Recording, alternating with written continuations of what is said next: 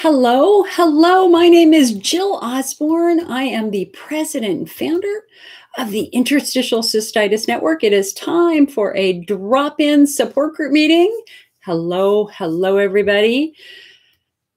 My goal with these meetings is to make you so strong, so powerful, so informed that you can be your best advocate when you go to the doctor. I want you to be in control of your medical care, not I don't want you to be a victim. I don't want you to be passive. I don't want you to feel like you don't have control. I don't want you to feel like you're damaged goods. I don't want you to feel like you're a victim. I want you to feel strong. I want you to feel empowered. I want you to feel supported. I want you to feel encouraged. And that is my goal with these support group meetings. Hello, Kaylin. Hello, Corrine. How are you? Now my lighting is all weird. My issue with these support group meetings is I have problems with the lighting. Oftentimes it's because of smoke, because hello, I live in California, and or just really weird lighting outside. So I think I look kind of purple. And I don't know why. Hey, man, that's life in the big city. That's life in the big city of California, I see here in this room. All right, so we're going to do an interstitial cystitis support group meeting tonight. Hello, Corrine from Belgium. It's very, very nice to see you again. Hi, Lindsay. We are simulcasting on Facebook, which is right here, and YouTube, which is right down below. So if I'm looking below, that is from YouTube. Hello, hello. Trying to make it, I would love to have my eyes looking straight up at you guys. Wouldn't that be nice? Let's see if that makes a difference. Oh, maybe it makes a little bit of a difference. So I have lots of things to talk about today, but of course, it's not about me. It's about you guys. I'm here because I want to take your questions on IC. I want to hear how you're doing. I want to hear how you're coping with the holidays. I want to hear how life is treating you. I was working, one of the things that I love about working with IC patients is I like looking for patients who are isolated and patients who don't have advocates and patients who are homebound and all sorts of stuff like that. And I was working with a wonderful lady today who is in her 80s and living alone, suffering from, she was crying in pain. She was just crying on the phone. She was hurting so badly. And I had to remind her that she needed to tell her family that she wasn't doing well. She was hiding it from everyone, and get her into the doctor today, because I suspect that she probably had a really wicked yeast infection. So that's why I started the IC Network 25 years ago, is to find patients who were geographically isolated, who didn't have experts in your community. Our goal on our website, the IC Network, is to bring the world's best resources to you at your home. Whether it's your home or your office. So if you haven't been to the IC Network website yet, I hope you'll come, ic-network.com. Our website is rated #1 at best on the web by Harvard Medical School and the University of London for all websites dedicated to interstitial cystitis. We're really proud of that. I curate the IC Network was my doctoral dissertation proposal 25 years ago. Whoa, how the hell did that happen? It's so weird because I feel 25 on the inside. I can't believe that I'm actually 25 years older, but it is what it is. So as always, please feel free to ask your questions, but I have a couple of things that I want to share with you. Now, the most exciting thing is the release of our latest magazine, the IC Optimist. This is, if you're a member of the IC Network, this is now currently available on your member page, ready to download. This is the quarterly magazine for the IC Network. This is how we get information out to patients, again, who are isolated and who especially don't have access to the internet. You can read a paper copy that we mail to you, or you can read it online. And so in this issue, I'm very, very proud of this issue. So many of you know we've been constantly referring to our summer issue. This is our fall issue. It took a little bit, like a couple extra weeks to do. #1, because I included all of the data that we have collected today on Elmeron, the Elmeron eye disease link. And my goal in sharing not only the original eye study, but sharing the research results from our 700 plus patients, is I really wanted you to see the depth and breadth of symptoms that patients are reporting. Because the symptoms of eye disease can be very unique. So look, I've got a whole page of symptoms. Let me just read some of these off to you. It's more than a page, actually. Double vision. Upon awakening with eyes still closed, she has multiple lines of lights flashing, which we would call an ocular migraine. Here's another one. Approximately 10 to 11 years ago, I began to experience night blindness. Ever since these troublesome symptoms began, it is extremely dangerous for me to drive when it's dark outside, or the roadways are dimly lit, or it's raining. My peripheral vision is also impaired, so I experience tunnel vision when I drive in dimly lit areas. When it's dark outside, I cannot read the signs on the road. The glare on the windshield and the headlights from oncoming traffic make it even harder to see. Anyway, hyperpigmentation, retinal thickening. Several patients reported that their retinas completely detached and had to be surgically reattached.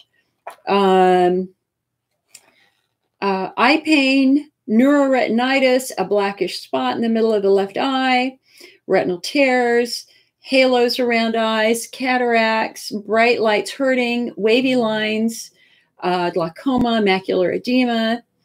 So again, you know, for those of you who might be new and you might not be aware of what I'm referring to, Elmiron is the only oral FDA medication approved for interstitial cystitis, and researchers at Emory University in Atlanta published a paper last spring in an ophthalmology journal that none of us saw because we're not ophthalmologists, but they then sent a letter to the editor to the Journal of Urology that we saw in August.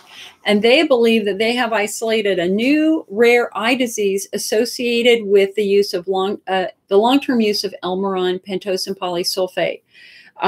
Their data is absolutely stunning. But what's even more stunning is the due diligence that they did, because they actually found an early Elmiron study that led to the FDA approval, where patients took it up to 4 years.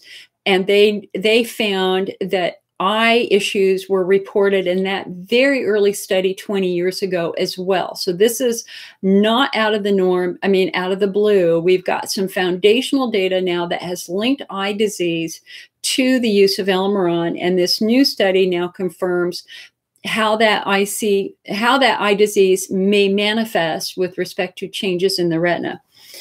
So in this issue, again, we have got an in-depth, far more in-depth report on that research as compared to what you've read online. I also have, and I'm just thrilled, an in-depth interview with Dr. Angie Storer. We always do a Meet the IC Expert lecture series. And in this case, it was Meet the Pelvic Pain Expert.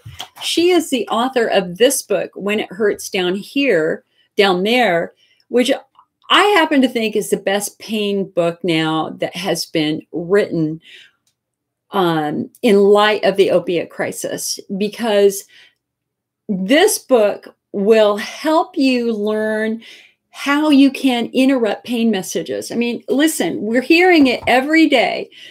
I see patients who have been cut off of their pain meds and they've needed pain meds. And the tragedy here is that the American Urology Association guidelines for IC not only respect pain and is incredibly compassionate about pain care, and they want pain assessed at every single appointment, they also support the use of opiate medication, and yet patients are being thrown off of their opiate medication.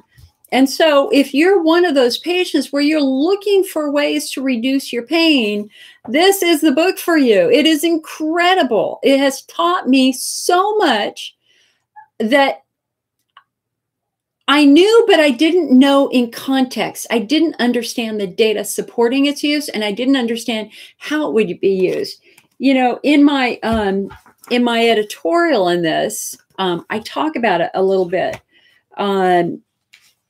So one of the things, so when you consider pain, you know, our body is wired for pain messages. There are tens of thousands of nerves in our body that can lead to our brain to tell us when there's a problem. It's amazing that we have far more pain nerves than we have pleasure nerves, right?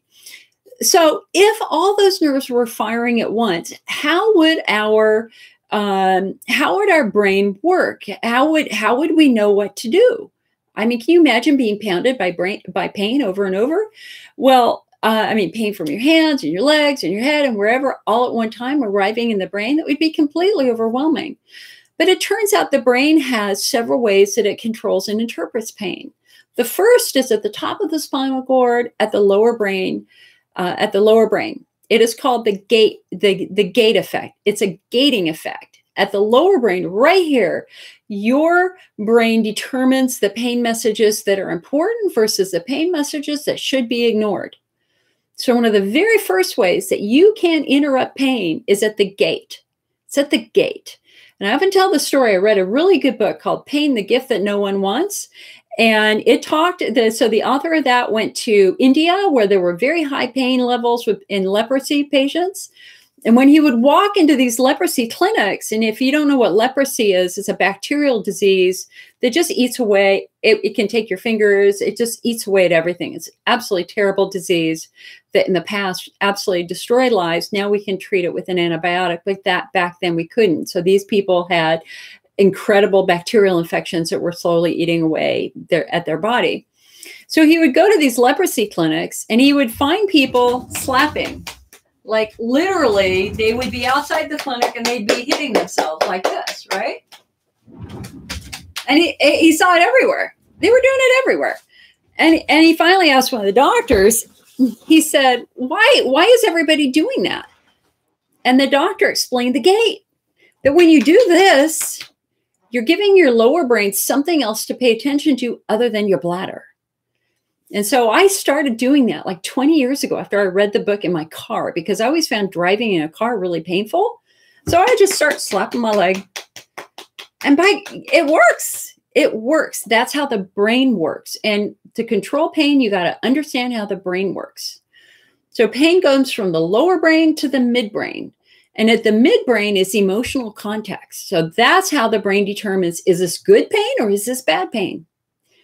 Is it the pain that you get when you're riding a roller coaster, or if you are laughing your head off, but you fall and, something like that? If that pain is associated with happiness, your brain de-escalates it. It de-escalates it. If that pain is associated with stress and anxiety and fear, your midbrain amplifies it and makes it that much worse, right?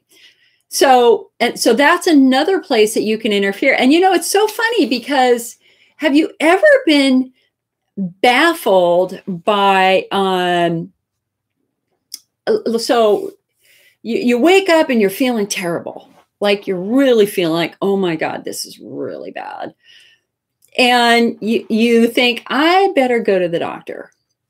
And so you call urgent care or you call the doctor, and your pain intensifies, right? It gets worse and worse and worse and worse as you're becoming more anxious about that. And then you drive to the doctor and you feel terrible, terrible. And then you get to the doctor and the doctor looks at you and goes, oh, I know exactly what this is. You're fine. We can treat this. And you walk out of the doctor's visit and miraculously your pain is halfway better, right? That's the midbrain. That's the midbrain. That when you're anxious, when you're fearful, it intensifies pain. When you take that anxiety away, the pain improves. It improves. And then you've got the upper brain, and the upper brain is what tells you, that's the part of your pain system that makes you move. And you kind of think that, many of us think that there's like a straight line, that there's the pain and then it follows a line and then it goes to the brain and bam, that's where it happens. But that's not the way the brain works with pain. It's like a lightning storm. you ever seen a beautiful lightning storm where you got a cloud lights up here and a cloud lights up here and lights up here, and you've got lightning going all over the place? That's your upper brain. So your goal with your upper brain is to keep it busy so that it cannot start lighting up with pain. And she has the most excellent suggestions here on how to modulate pain at the brain. And it works. It absolutely works. And we have this in our store now. I got 100 of these for the IC Network store, $24.99. Please come on over. I promise you that this is going to help you immensely. This is not saying that IC is all in your head. This is not saying that this is your fault. This does not say that this is a mental illness in any way, shape, or form. This respects the fact that your bladder is screaming at you. It is screaming at you right now, and it needs help. And she will teach you how you can help by reducing that pain sensation. And, you know, I was working with a patient last week and earlier this week, and gosh, you know, when you meet people and they're just miserable, but they're not just miserable physically, they're miserable emotionally. They're just so deeply disappointed in life and disappointed with their bodies and disappointed with their families. And these are the people who make other people feel bad because they feel so bad. I mean, they're so self-focused. It's almost impossible for them to look beyond at the other people in their lives. And I was working with one of those patients earlier this week, and it was really, really challenging because she was just circling this loop of woe is me and trying to get her to stop circling and to stop herself for a moment and start taking steps forward so that we could start treating that, because she wouldn't go to the doctor. She wouldn't call the doctor. She wouldn't tell her family. She wouldn't do all that, right? So just trying to get her to stop and move forward is important. But she was the perfect example of someone who, at the brain level, her pain is so massively magnified. And that if she were willing to read this book and try a few things, it would be helpful. And again, nobody's telling you it's your fault in any way, shape, or form. Any way, shape, or form. Also in this magazine, we have Stacy Shannon, our wonderful writer, has written a couple of really good articles. One is Secrets of a Social Security Disability Application, of a successful Social Security disability application. And quite a few patients on Facebook participated. She interviewed quite a few of you who have gotten your Social Security benefits. So if you're thinking about applying for Social Security, I would definitely encourage you to read this article. Also, we know that a popular allergy medicine that's not an antihistamine, it's an leukotriene receptor, anti-leukotriene receptor, something. Singulair, also known as montelukast, has actually now been found to be helpful, not only with interstitial cystitis, but Stacy found a vulvar vestibulitis study where montelukast was helpful in reducing some of that pain. I've got some really good self-help tips in here, all sorts of good stuff.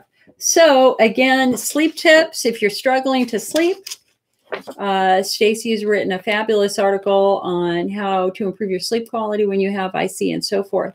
So again, if you're already a member of the IC Network, if you are a $25 member where you get your stuff by email, this is on your member page right now. You can download it, and it is being mailed out probably starting tomorrow to our print subscribers. Alrighty, so it's always good to see this because it's a lot of work to put these out. I'm telling you, it's a lot of work. All right. So I have some giveaways.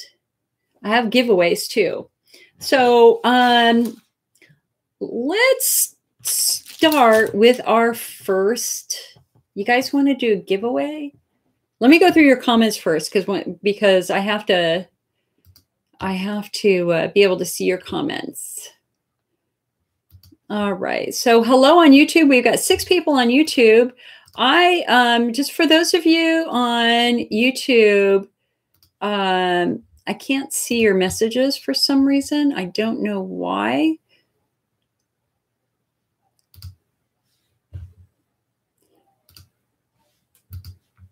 YouTube is being weird. So if any of you on YouTube, if you could just go ahead and write a couple messages in there so that I can see that feeding through. Oh, LaWayne, thank you. Thank you so much for doing that. I appreciate that. All right, let's go. Let's take some questions up on Facebook. Here we go. And guys, if I miss one of your questions, please don't take it personally. One of you got really upset with me. You thought I didn't care about you because I didn't see your question. That's certainly not the truth. You just have to bring it to my attention. It feeds by very, very quickly. So let's take a couple of your questions here.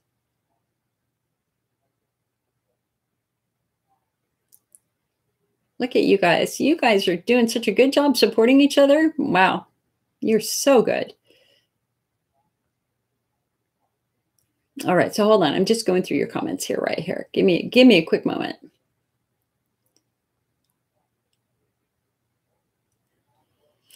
Kristen asks, can you please explain why I have retention and have to self-cath during bad flares that lasts 3 to 4 days?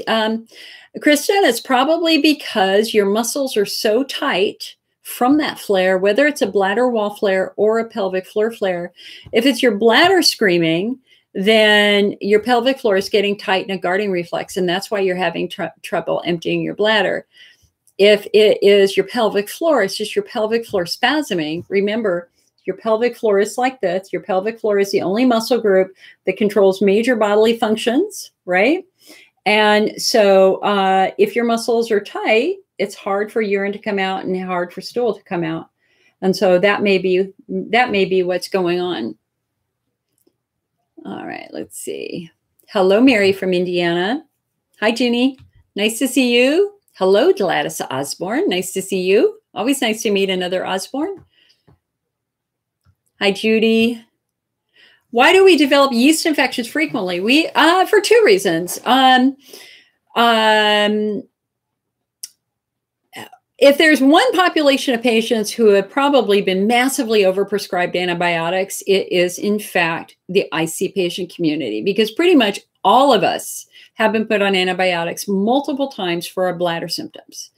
And whenever you kill the beneficial bacteria that normally keep yeast under check, you create the perfect environment for bad bacteria and candida to flourish.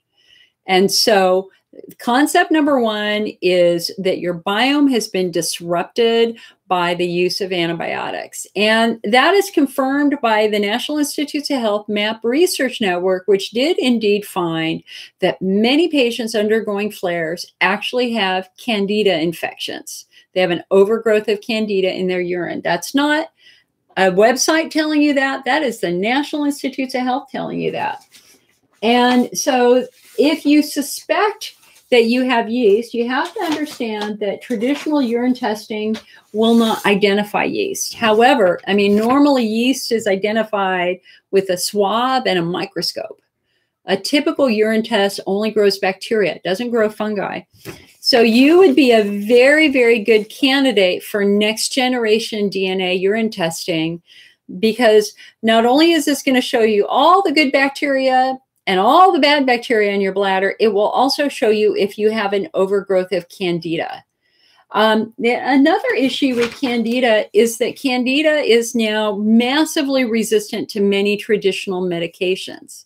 And so as a result, even if they give you diflucan for a day or 2, guess what? It might not work. It just might not work. You might have to do several days of diflucan, or you might need to do a combination of diflucan and something like nystatin on your vulva to make sure that you've killed any yeast on your vulva. Okay, so that's it. The other thing too, we got to be real honest here. The IC diet tends to be a little bit high on wheat flour and and ice cream and things like that that are calming and soothing, but also tend to be a little bit high in sugar. And so I know I had a drug-resistant yeast infection for about 2 years after using Augmentin for 3 to 4 months under a misguided attempt to treat my, quote, interstitial cystitis back in the day. And it took us 2 years to kill it. But in the meantime, whenever I ate ice cream, it flared. Anything with milk sugar, that yeast flared. And if anybody has any doubts, yeast in the bladder is agony. It is worse than a bacterial infection, in my opinion. I mean, I went through that for 2 years where we'd kill it and then it would come back, and we'd kill it and then it would come back. And I always knew it was a yeast flare because the pain was that much worse. Okay. All righty. Let's see what else here. Hello, Fiona from Australia. I was just working with another patient from Australia yesterday. And from New Zealand. Hi, Grant from New Zealand. So for those of you in Australia and New Zealand, you do have a really good IC pelvic pain support group run by a nurse whose name is Dot Milne. And so if you've never connected with that IC group, I would encourage you to do that. In Australia, you have not had a really consistent national IC organization, I'm sorry to say. There have been kind of random spot groups around the country. But if there was ever a country that desperately needed a patient to step forward to start a nonprofit, it is in fact Australia, because your medical system has done a very poor job of educating doctors about the life and needs of patients in Australia. I've worked with many over the years, and consistently the quality of care in Australia has been quite poor.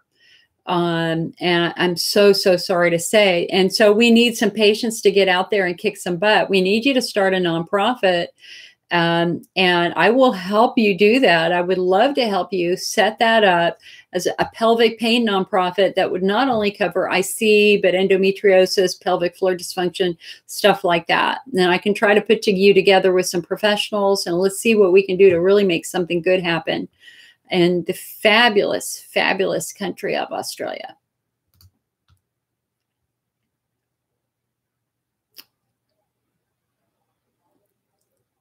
Oh, this is so interesting. So Emma was diagnosed with IC 15 years ago after my suggestion of having the microgen testing. She's had it done twice, and both times it's coming up with a very resistant strain of E. coli at a high percentage. You've been on 3 antibiotics as suggested by microgen for 6 months, and it seems the infection won't go away.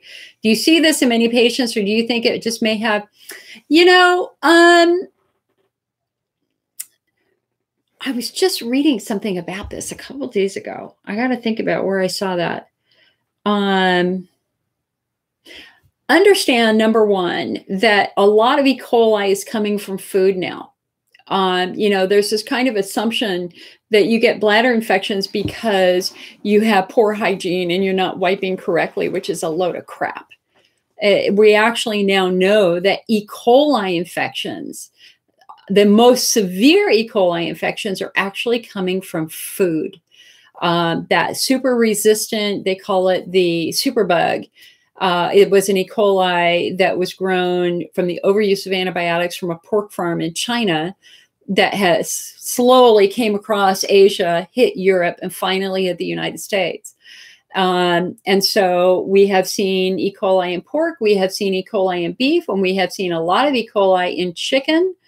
It's very, very important that you cook your food perfectly. If you're not aware, there is a massive ground beef recall going on right now in the United States over a very, very serious infection that has led to the hospitalization of, I think, 90 patients so far.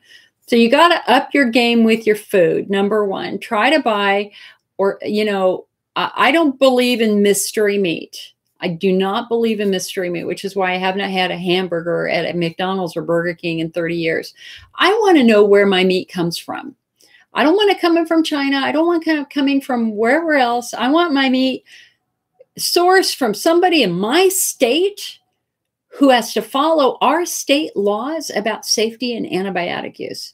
So let's up your game with me. I don't believe in doing those big national chains like those national sausage companies. Go local. Go local for your bacon and your meat and your chicken and stuff like that. That will help tremendously, because it's those big factory farms that are the real problem. You know, I don't know why you have that infection. I would suspect that you got it from some sort of meat product. I would be talking with the doctors at Microgen to see what the national database for this specific DNA of this E. coli is saying about treatment. I would, you know, could it be a chronic infection deep in your bladder wall? Yeah. Could it be in your vagina? Yeah. You know, the other thing to think about, we certainly see a group of women who, when they're menopausal, they get infection after infection after infection, like every 10 days, it's a new infection. And in that research, they have followed these patients every day. They'll take urine samples every day, and they'll take vaginal swabs every day. And there are a couple of things that they've tracked. Number one, that bacteria is typically found in the vagina 24 hours before it arrives in the bladder. And that led the researchers to ask the question, what has happened to vaginal defenses? Why isn't the vagina defending itself normally? And the answer for a really specific and strong group of patients is estrogen atrophy. You know, you have to remember that your bladder, your urethra, your vulva, and your vagina are what we call mucous membrane covered organs, just like your mouth. They rely on a wet coating to serve as a barrier from on top of the cells that are lining your bladder and lining your vulva. And then, of course, underneath that, we've got, you know, nerves and stuff. When your coating is thin, irritants from urine can get in, but so can bacteria. So in a postmenopausal woman getting infections, they will almost always put you on an estrogen cream in your vagina so that you can grow some protective coating here so that it does not become the safe haven for bacteria. So that would be another thing that I would want to know is what is the quality and health of your skin down there? And is dry skin contributing to you struggling with infection consistently over and over and over? Okay, those would be a couple of things I would look at. So number one, clean up your food. Number two, call the company. They've got doctors there that can help you and see if you can find any treatment trends with that specific variant of E. coli. And then number three, look at the quality and health of your skin. Let's make sure it's got good defenses. If it's dry, you're probably going to want to use something like an estrogen cream to help it produce that protective coating. Alrighty. And hun, I would really love it if you, Emma, if you could email me the variant of E. coli that you have. I would love to talk to you more about this because this is really, really big now. We are, you know, it's not that we never believed that infection was involved. Certainly for a small group of patients, infection is involved. But it's all now about these kind of super E. coli, these super bugs that patients are struggling with, that's making it very, very challenging for some patients. Hello, Erin. Hello, Barb. Hi, Nancy.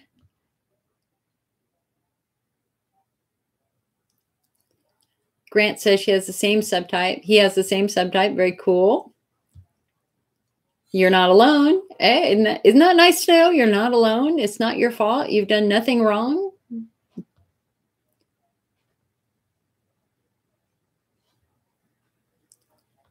Tamara just had an endoscopy with good results. Awesome.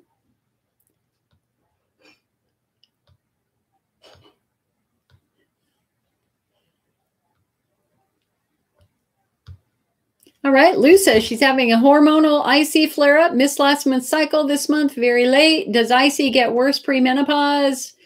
I think soy and honey ingredients are flaring me in my wheat-free bread that I eat. You know, honey, what happens with perimenopause is your periods, there's a shorter interval. So instead of every 28 days, they kind of switch to every 21 days, and then they become much more intense. So instead of having a 5-day flow, you might have a 2-day gusher. And women, I know you know what I'm talking about. It's very weird, right? But you have a gusher. And that's kind of how I experienced it. Yeah. Is it normal for IC patients to all have pain in the urethra and not in the bladder? Liz, absolutely not. No, it is not. Urethral pain is not consistent or normal in the typical IC patient. It is more bladder pain. We see urethral pain more in patients who have genitourinary syndrome of menopause or who might have an untreated infection or something like that. So, hey guys, I got to go get a drink of water. Give me a moment. My mouth is real dry. I will be right back.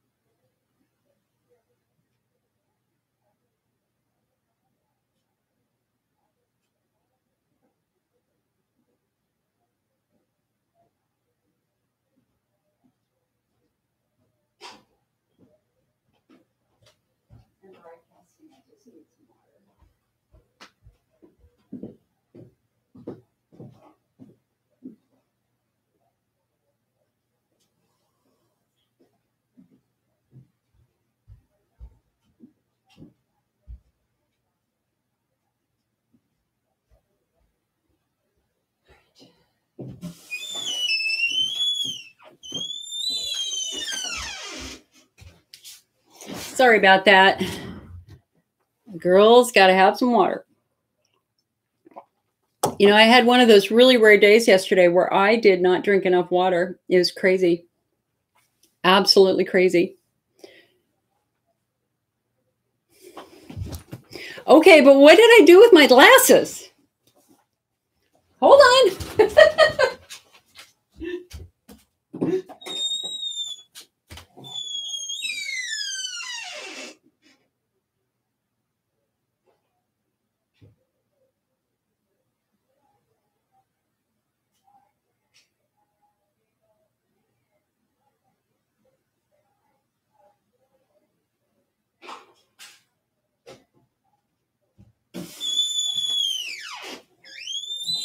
Okay, that is hysterical.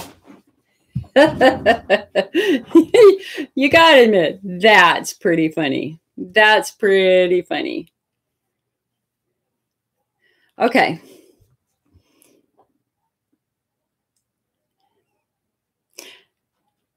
Hold on.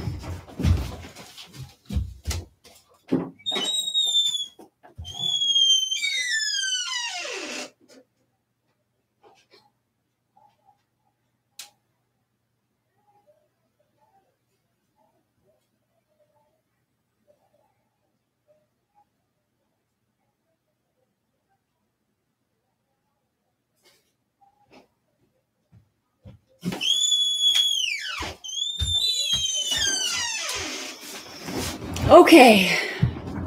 Alrighty then. Let's try this again. You know, I got to tell you, it's been a brutal week for me. I did 2 all-nighters. I was up all night Monday night, all night Tuesday night because we were moving servers and it was brutal. And now I just look terrible today. Oh my God. Okay.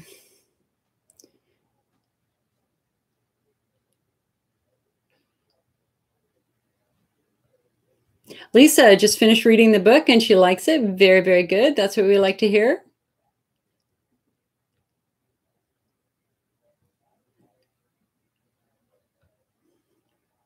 April is in a major IC flare. All right, April, you know the question. How do we figure out what kind of flare you're having? You know that? That's really, really important. How do we know what kind of flare you're having? This is a question that we have to ask. When is your pain the worst? Before you pee, while you were peeing, or after you were done peeing? This is how we figure out the kind of flare you're having so that we can treat it correctly. So if you're having pain as your bladder fills with urine that is relieved by urination, then we're going to point to a bladder wall flare or Hunter's lesion flare. If you have pain while you're peeing, we're going to look at estrogen atrophy or infection or bladder spasms. If you're having pain after you're done peeing, we're looking at a pelvic floor flare, right? And so if you come over to the IC network and you sign up for our newsletter, you can download our flare management guide. It's a 40-page guide. It's a gift for everybody who joins the IC network newsletter.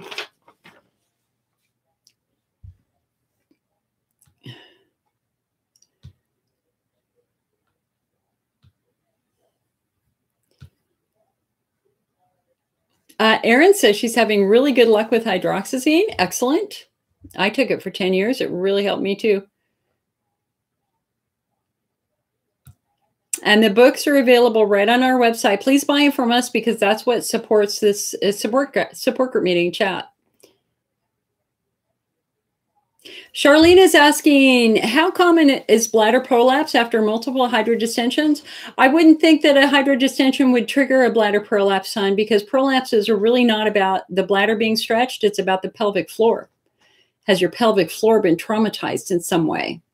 If your pelvic floor is weak, then that's an issue. If your pelvic floor, what happens then is it's not holding your organs in place. So I can give you an example. It's my handy dandy lacrosse ball that my physical therapist sold to me. All right, so here is your pelvic floor, and it's your pelvic floor's job to hold your organs in place. And obviously the yellow ball is your bladder. If your pelvic floor is weak, it will allow your bladder to fall, right? And in a really severe prolapse, the bladder actually comes out of or partially out of the vagina. And, you know, it kind of, I mean, normally your bladder it's like a little balloon, you know, it's kind of round like this. Sometimes what happens when it prolapses is it bends over. And when it bends over, you get urine stuck in this part that cannot drain out the other part. So prolapses are really, really important to be on top of. So a hydrodistension would not cause a prolapse. What would cause a prolapse is really terrible muscles. So if it's just a mild prolapse, you know, like maybe this, then pelvic floor exercises might put that back into shape. If it's a severe prolapse where you're already protruding, the odds are your muscles are already really stretched out. And so you might have to have surgery to put it back in place or use a pessary to put it back in place. But there's no connection between a hydrodistension itself and a prolapse. Gladys asks, can you run a low-grade fever during a flare when there's no infection? Boy, isn't that a great question? I wish you could raise your hands. We need to create a new technology for these where people can actually participate more and raise their hands. I've had low-grade fevers during flares, especially early on. I never really thought about it because they've gone away. I mean, you know, a fever is kind of a sign of inflammation that your body's maybe fighting something. It would be normal to have a fever when you have infection. But can it trigger a fever when instead maybe you've got something else that's come into your bladder wall and irritated your bladder wall? I don't know. It's a really, really good question.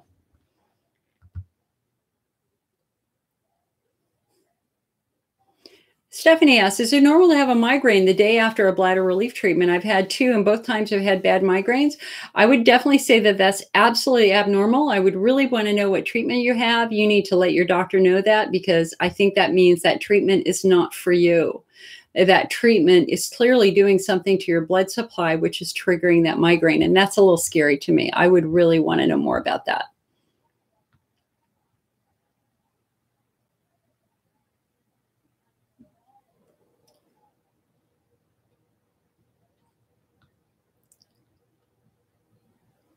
JJ is working on a blog. Awesome. Hey guys, I put on our Facebook page, I put a link, really, really good link on how you can start a business from home by starting a blog.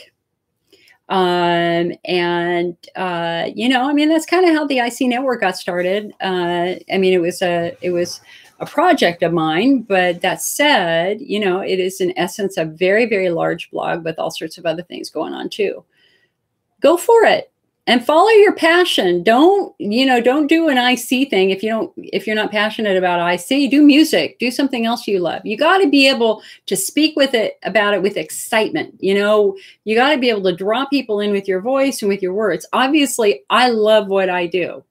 I love what I do, and I think that shows in these. So you got to pick something you love to do. Okay, and it doesn't have to be IC. Becca says every time she takes, she's put on antibiotics, she gets an infection. It's so frustrating, girl. Yeah. Well, I think that would say a couple of things. Number one, we got to get those yeast infections under control. We got to get the bladder infections or the bacterial infections under control. You don't say if you're taking the antibiotics for colds, flu, sinuses, you know, or your bladder. You know, you guys, you got to remember that we are the true antibiotic generations. Mine was the first because my parents did not grow up with antibiotics. Antibiotics were invented in the 30s and 40s. I was born in 1960. I was my generation was really the first antibiotic generation. So our biome was destroyed from our childhood because they gave it to us for everything. And so when we've gotten into the habit of, and patients have gotten into the habit, you have a flare, what do? You go take an antibiotic. Don't do that. Don't just start taking antibiotics like candy. You know, it's so interesting. The guy who won the Nobel Prize for inventing the first antibiotic, which he invented, I think in the 30s, he won the Nobel Prize in the 40s, I think after World War II. And in his speech, he predicted exactly what's happened today. He predicted antibiotic resistance. And he said, if this is ever made public with no prescription, you will see a terrible rise in much more severe infections. And that is exactly what has happened, especially in the country of India, where antibiotics have always been over the counter. Patients in India, an American in India, if you go and skin your knee or you break a leg or you fall and you've got a bloody wound, odds are you're going to have a really severe infection. So we got to get on the bot, you know, we got to only use antibiotics when we're supposed to be using them, not use them in our feed animals the way we're using them. You know, I think 90% of the antibiotics made in the United States go into animals rather than into people, which is stunning. And that's all because of factory farming. You know, they're just raising animals in such tight environments that they get sick more, thus they give them more antibiotics. If we could just be more humane and go back to the way it was, oh my God, we wouldn't have these issues. Oh, I can rant about that. Gigi says, have you ever had enterococcus grow in your culture where you had a negative dipstick and your doctor felt you didn't need antibiotics? My doctor felt I didn't need antibiotics for the enterococcus. Maybe it wasn't enough bacteria to warrant taking antibiotics. You know, I once had an enterococcus positive culture, and many doctors are kind of the opinion that enterococcus is perhaps not a pathogenic bacteria, or perhaps more common on skin, might be a skin contamination. I think that you would be an interesting candidate for the next generation testing and see what they found, because a typical urine test is just not accurate anymore.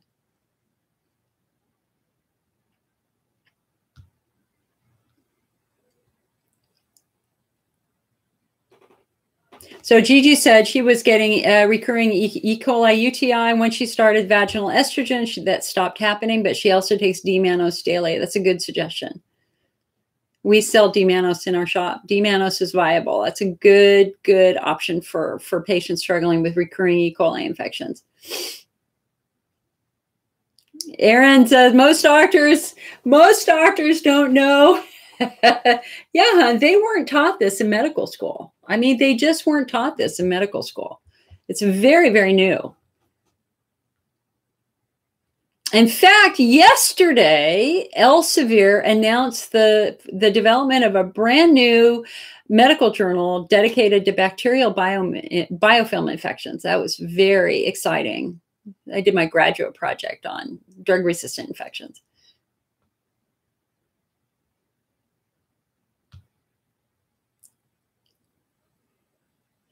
Isabella on YouTube says, thank you. She got the When It Hurts book that she won in our giveaway. And speaking of giveaways, let's do a giveaway. What do you say? I'm ready to do a giveaway. Well, I need my Post-it. Hold on. Okay, I got my Post-it. I got my Sharpie. All right, so the first giveaway I have is a great holiday giveaway. It is carob bars.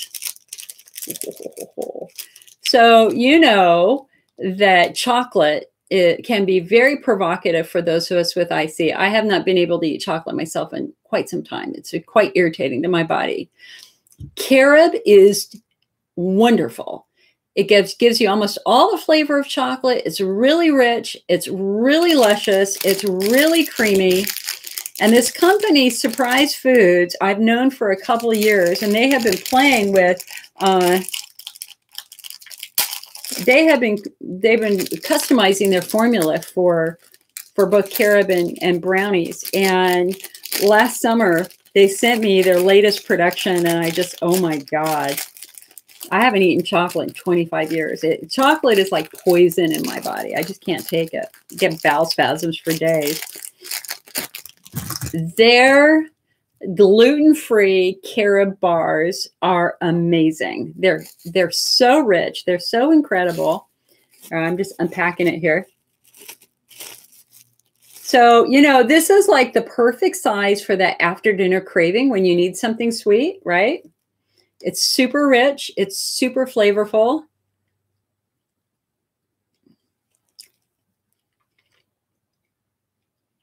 I want to say it's an orgasm in the mouth. That might be a little extreme, but if you haven't been able to eat anything like this for a long time and you're dying to have some chocolate, oh my God. Whew, so good. This would explain why I have a little extra inch around my waistband right now. All right. They are going to send one of you 12 of them, a big box. A big box of carob bars, okay? If you want them. So if you want the carob bars, how are we going to do this? Okay, hold on a sec.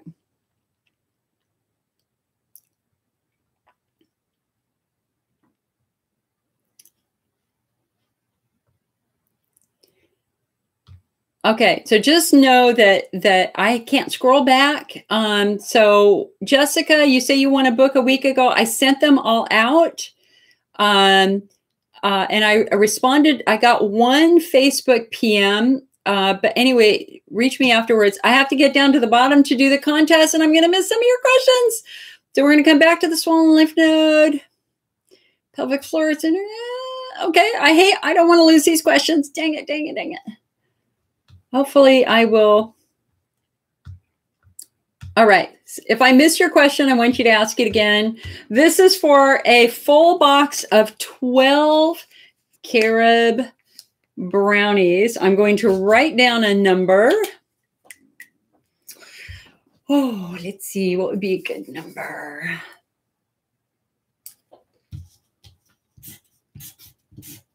All right. Okay. Pick a number between 1 and 100.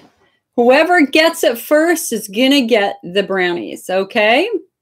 But if, guys, these are really gluten-free, and so if you can eat regular chocolate, don't ask for that. Let's save it for people who are really desperate for it. All right, so I've got the number. You can vote multiple times. You can keep putting numbers down. I'm watching them. Raina says, you've been wanting chocolates since last year. Raina, you can eat these and they will be fine. Keep going, keep going, keep going. Nobody's got it yet. Keep going. Oh, somebody's close. Somebody's 2 off. Somebody's 5 off. Between 1 and 100. Keep going, keep going, keep going. On YouTube, you guys are voting too. Keep going.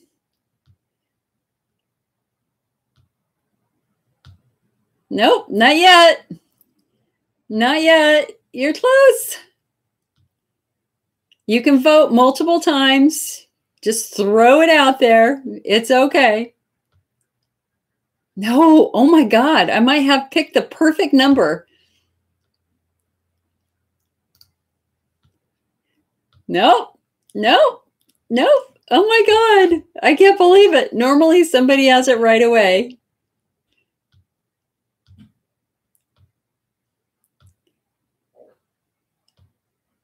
Hi, Cindy. We're doing a giveaway right now for a box of Cara brownies. People are voting between 1 and 100.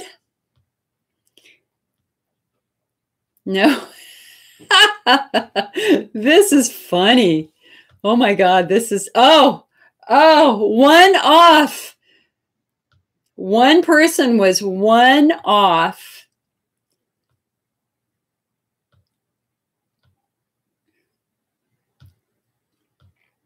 Okay, I'm going to put you out of your misery in 10 seconds.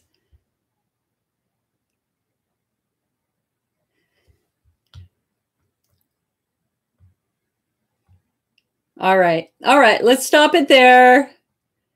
The closest person that I saw, here's my number, 14. 14. I did not see anybody write down 14, but I see that Cheryl Furr has a 15. All right, so Cheryl,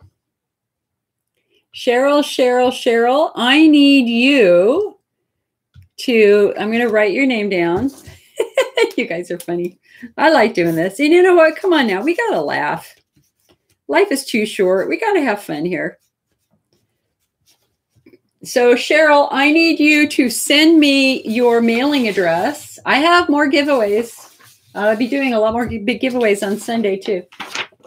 I need you to send me to icnetwork@mac.com your mailing address, and I will have them mail you a case of Cara bars, and you will love them. Love, love, love them. And anybody here, if you would like a free restroom access card and or a free diet card, you can send me your mailing address, and I will put those in the mail to you. If you haven't seen those, I'm getting low. I got to get some more.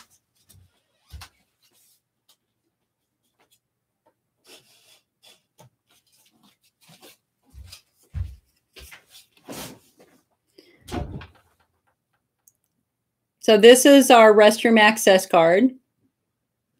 Really good if you are shopping and need a restroom or you're on a plane. It would help you get access to a restroom.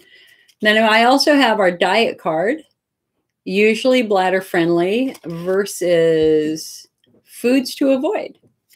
So if you would like these cards, I would be more than happy to send them to you as a gift. I just need you to send me your mailing information to icnetwork@mac.com for your freebies. icnetwork@mac.com. All righty? All right, so that's giveaway 1. And you see that?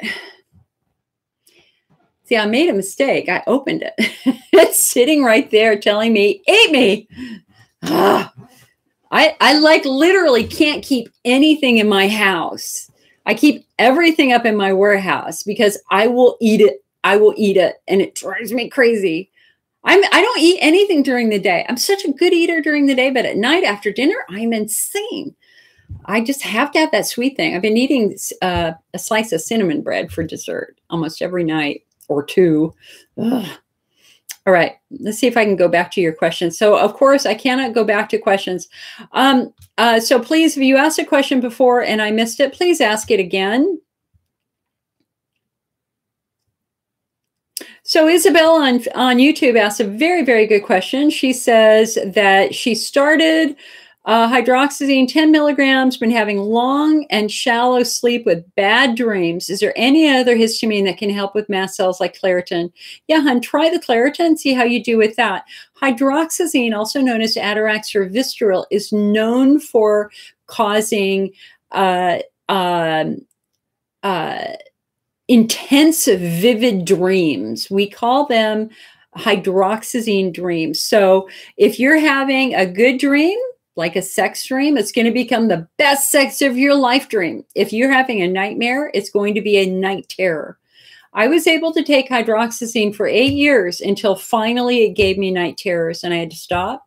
I love that medication. It really helped me with my bladder, but holy moly, the nightmares were just, it was like I was watching my family be eviscerated every night in my dreams for about a week when I realized it was a hydroxyzine doing it. And as soon as I stopped the medication, it stopped. The dream stopped immediately. So think about that, okay? So I would try the Claritin, see how you do with the Claritin.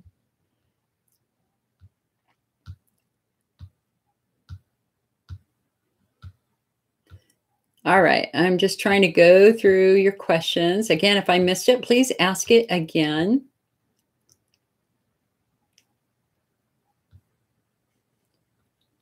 Jessica, did you put down a 14? I did not see a 14.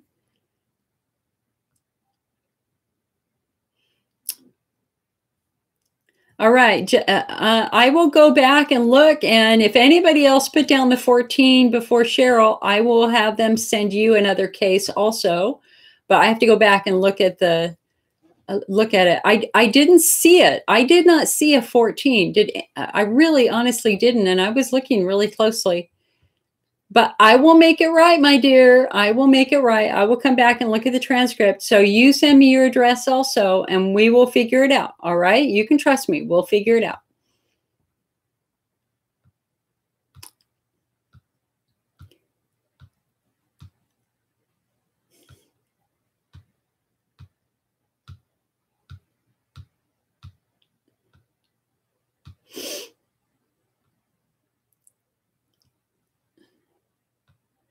Fiona asked, do they ever think they'll find a cure? Okay, hun.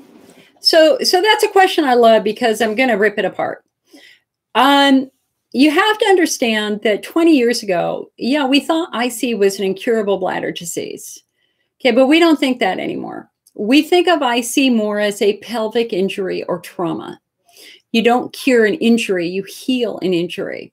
So as we ponder the 5 subtypes of IC, that's where we can think about what the correct treatment is and what the prognosis is. So let's do that. We haven't done the subtypes for a while. Let's go ahead and do the subtypes right now. I have slides. So we, if you've ever been to an IC support group meeting, one of the first things you notice is that there's tremendous diversity in the IC patient population. Not everybody's the same, especially on Facebook. One of the worst things you can do is come on Facebook and read a terrible story and assume that it's going to happen to you. It doesn't work that way because we now know that there are distinct variations in the IC patient community.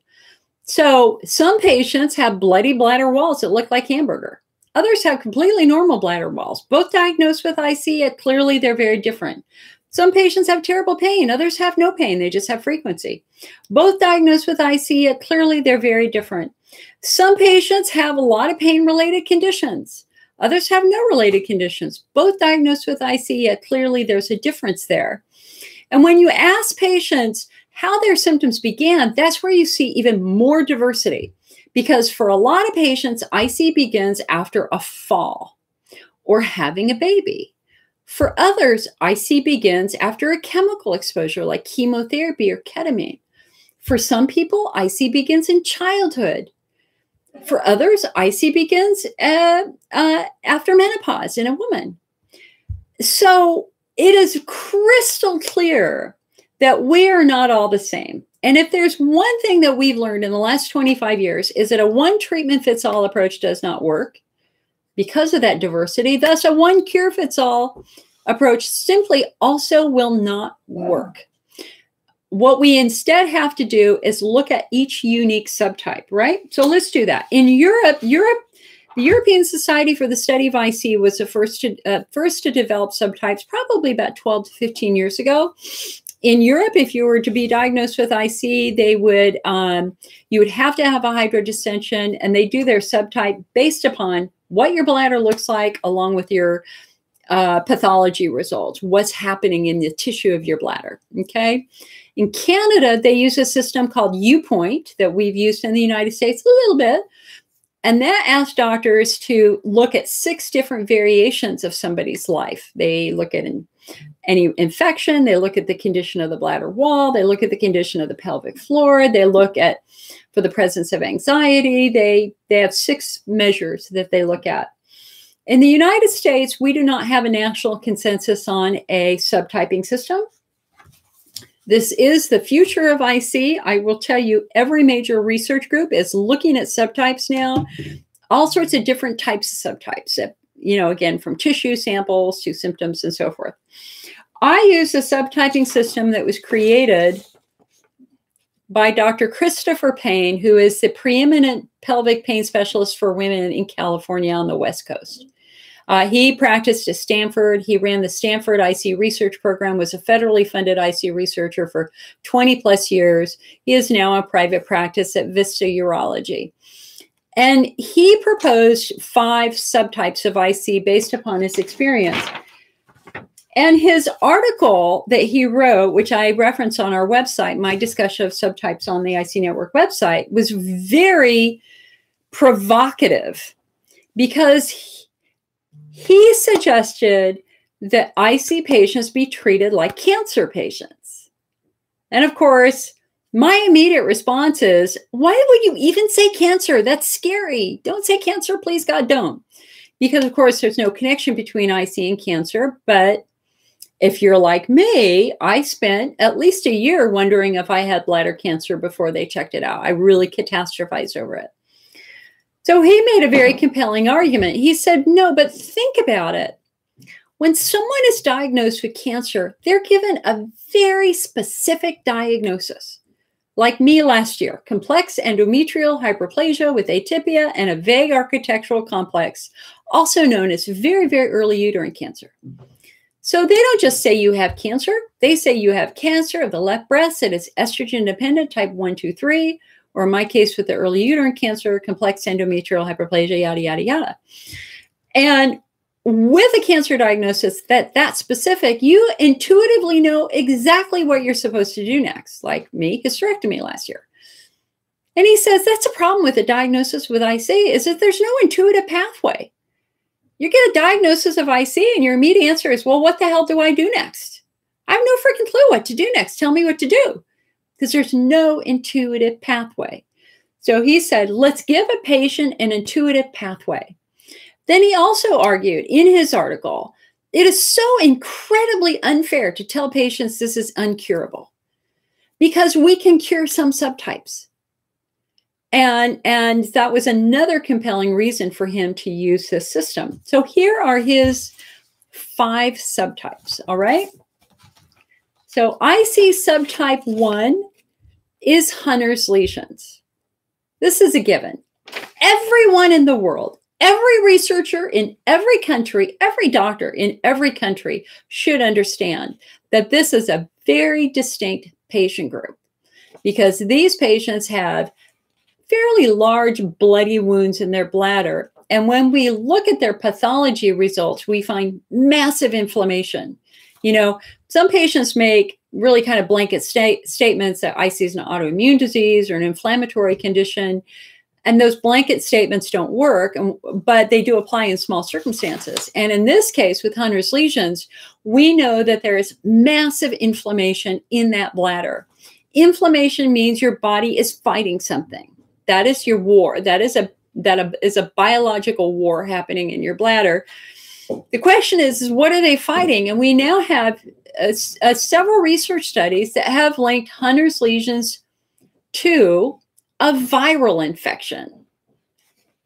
The most recent one, Epstein-Barr. No wonder patients with Hunner's lesions didn't respond to Elmeron. No wonder Hunner's lesions recurred if, in fact, they are a viral infection in some patients, right?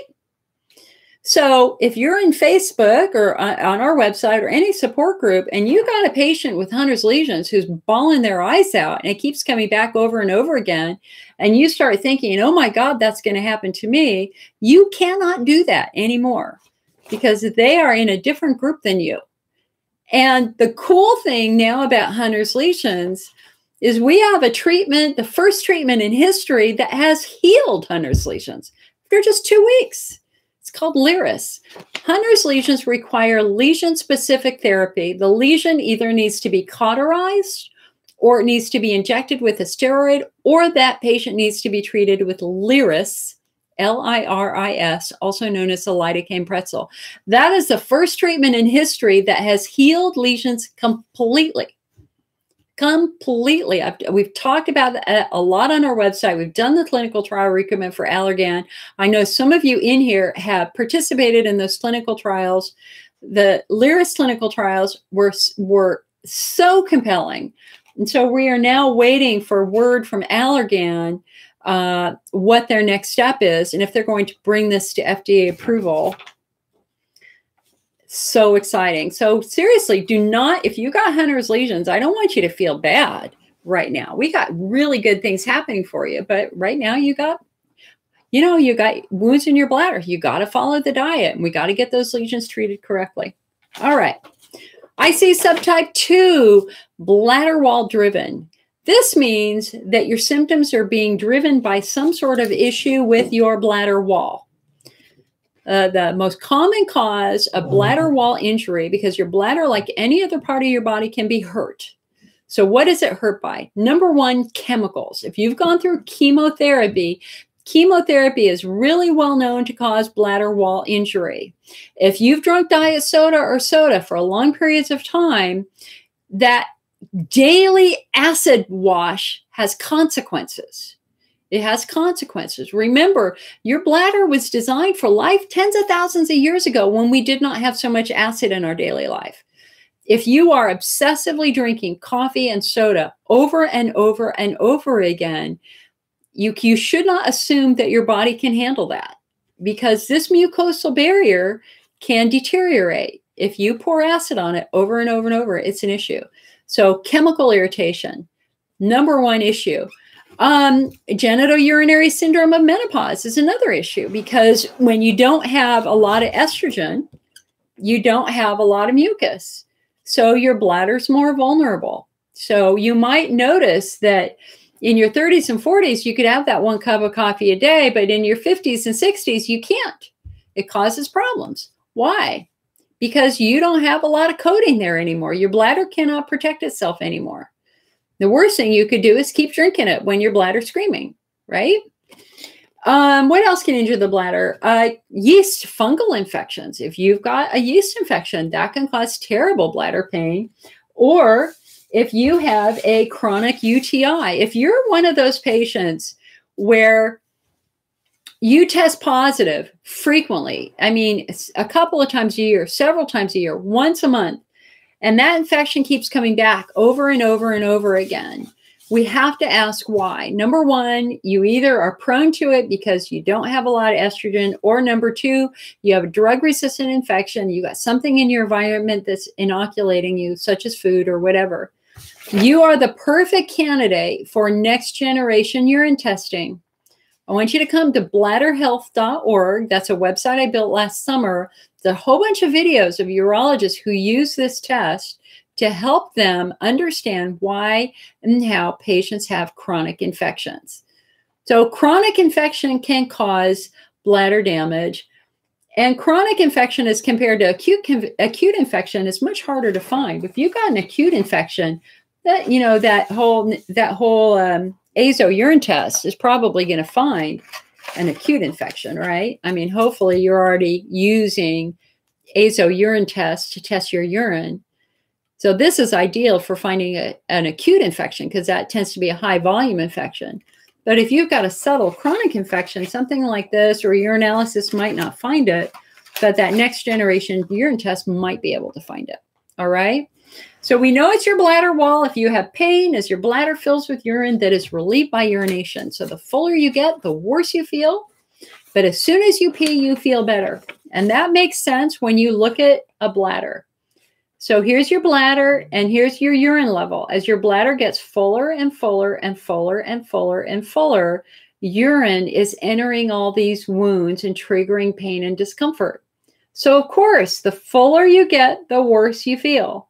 And as soon as you pee, urine is off of the wounds and you have a profound sense of relief. It might only last 5 minutes, but you definitely bladder wall, your day is controlled by urine volume. The fuller you get, the worse you feel.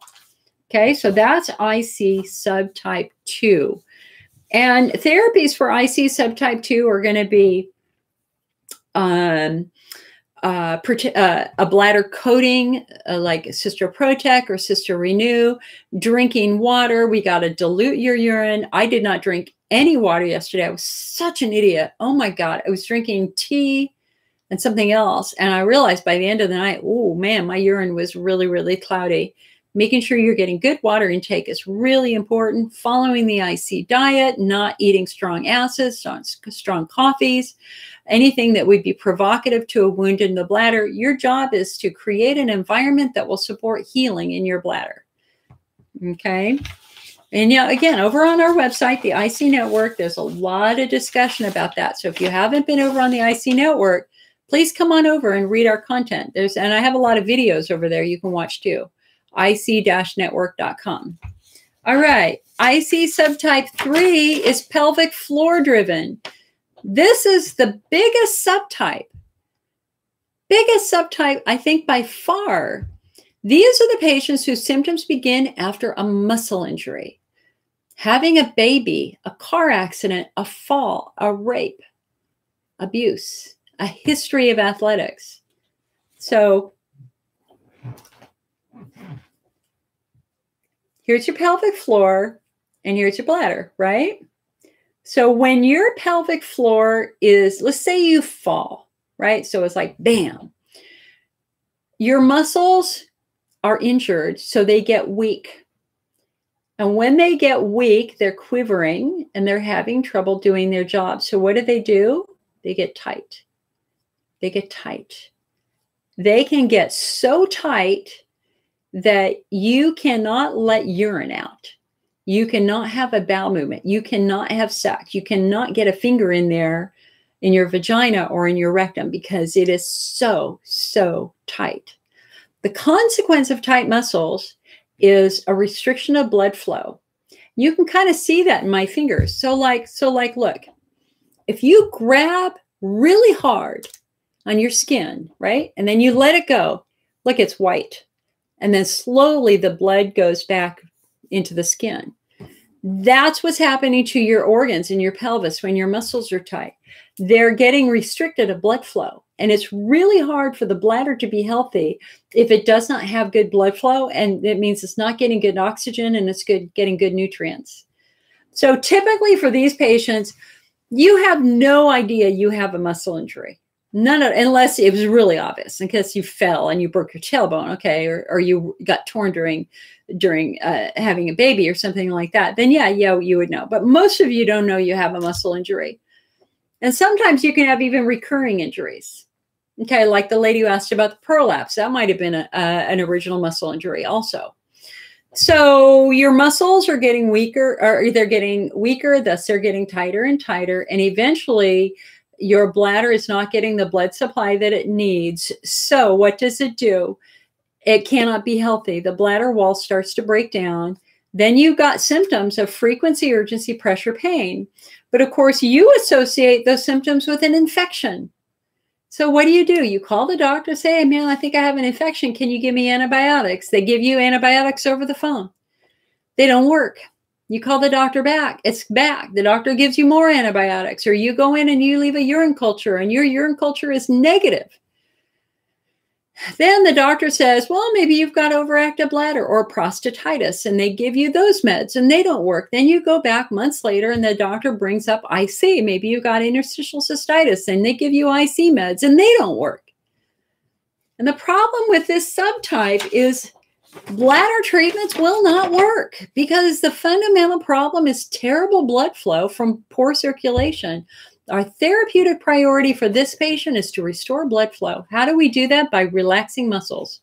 Our goal is to get that muscle from this to this, to get nice, good, healthy blood flow. The really challenging part here is that the symptoms, you think you are 100% convinced that it is your bladder because you have frequency, urgency, pressure, pain. But guess what? Your pelvic floor can cause those symptoms too. But there's a subtle difference. Instead of having pain before you pee, you're probably going to have pain after you're done peeing. That's when pelvic floor symptoms strike. Your day isn't going to be controlled by volume.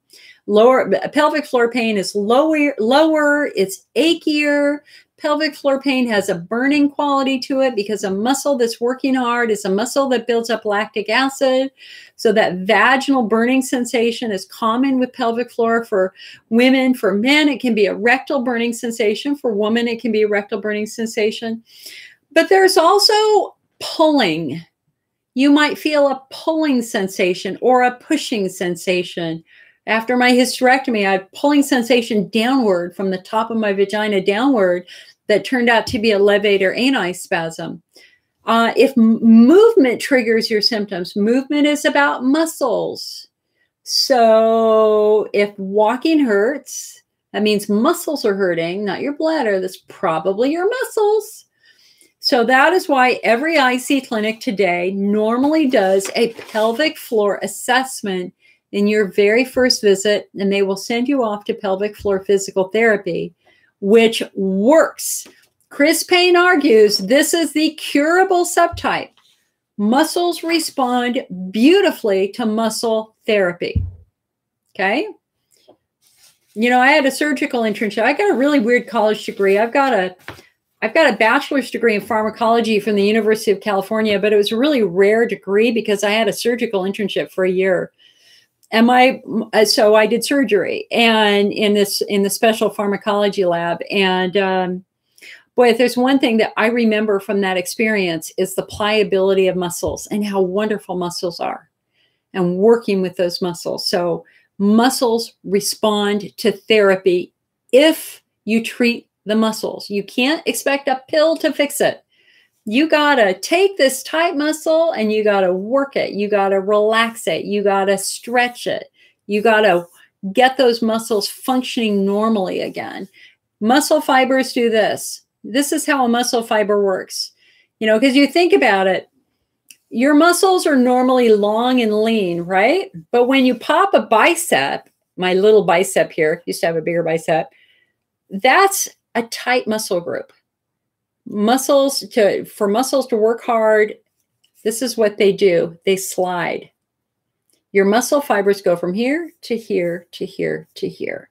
Tight muscles are like this. And sometimes they get stuck like this. And sometimes you can get a trigger point. And so what they have to do is they have to massage it, right? To get it to separate. And if you had a knot in your back that's hurting, what do? You ask somebody to push on it. When you push on the trigger point, you can usually release it. And so physical therapy, hands-on physical therapy on those muscles is so important. Okay. Let me just say one other thing about this. If you're going to a physical therapist for the first time for a pelvic floor assessment, That first appointment is your most important appointment because they are looking for the muscle group. They're looking for tension. So they're going to look at your legs. They're going to look at your feet. They're going to look at how you walk. They're going to look at your hips, your lower back, your core, your belly, your hips, everything, everything. They're looking for any unusual muscle tension pattern. So like when I walk, let's see, I've got one hip that's, I got one hip that's rotated back and one hip that's rotated forwards. So they're not balanced like this. They're slightly like this because I have scoliosis.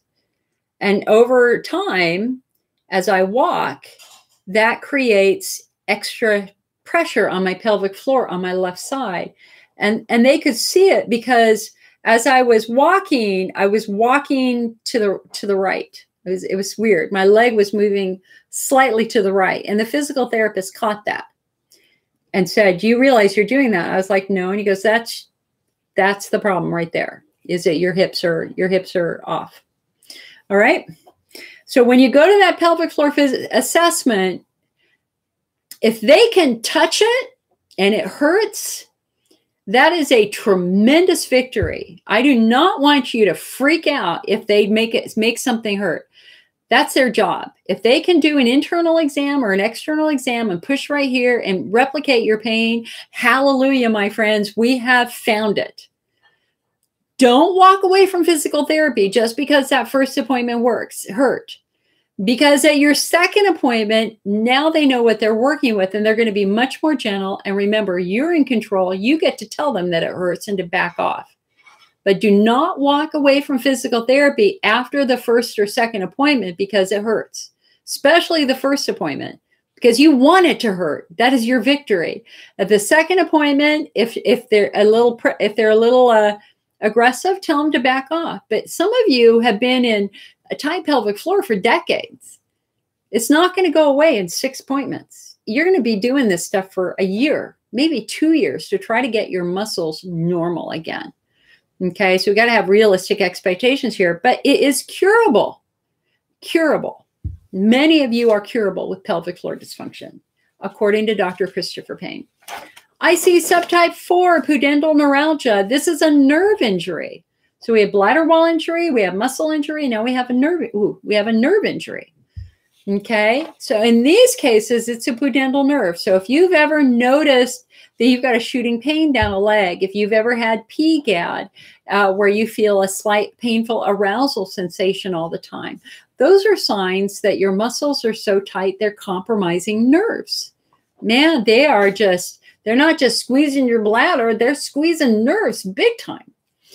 And so therapy for this is about releasing that nerve, avoiding that thing which is triggering it in the first place, which might be you sitting for a long period of time or riding a bicycle or whatever, and then working on your muscles to get your muscles to relax. That's how we deal with pudendal neuralgia. Pudendal neuralgia symptoms are movement driven. You're fine when you sleep. You sleep all night. It's when you sit on the side of the bed that it hurts. Or if you bend over, it hurts. Or if you squat down, it hurts. That's a sign of pudendal neuralgia. And then the last subtype is IC subtype 5, central sensitization. This is my subtype. This is the inherited subtype and sometimes a traumatic injury subtype. So central sensitization means that we have nerves in our body that are more sensitive than normal. So what does sensitive mean? Sensitive means those nerves are easy to turn on. They're easier to turn on than normal. So if you get a normal person and you put 500 cc's of urine in their bladder, they can walk around for 2 hours with that. They don't feel a thing. You put 500 cc's of urine in my bladder and I want to pee right away. My bladder's healthy. You look at my bladder wall, it is healthy. We did it last year. But the nerves in my bladder, just like the nerves in my skin, the nerves in my stomach, the nerves on my vulva, the nerves in my rectum, the nerves in my entire freaking body are easier to turn on. And that is the gift of our ancestry. I see in my family goes back 3 generations. My sister, my mother, my grandmother, my aunt, my cousin. It goes back in time. And look at this. Hello, redhead from Norway and Sweden. My family grew up by the Arctic Circle. That is where our ancestry came from. My body is designed for life in the Arctic Circle 5,000 years ago. And back then, I think they needed sensitivity, evolutionary adaptation. They needed to be sensitive to smell food because we have a wicked sense of smell. And I know some of you know out there know exactly what I'm talking about. We smell things that most people can't smell. Like I found 2 tiny gas leaks in my neighborhood that PG&E was stunned I found. I can smell them because the nerves in my body are a bit more sensitive, okay? So with this subtype, this is about protecting our nervous system. You can't fight it. The worst thing I could do is do caffeine, which turns nerves on. It's like a jackhammer to the nervous system. Our goal on a daily basis is to calm and soothe the nervous system and to protect our nervous system and to do other things that would be helpful with that. So those are my subtypes. So Fiona, getting back to your question, and that is my very long answer, do you think we will ever find the cure? And the answer is the cure to what subtype? Will we find the cure to Hunter's lesions? Probably when we've got an antiviral that will fight those specific viruses.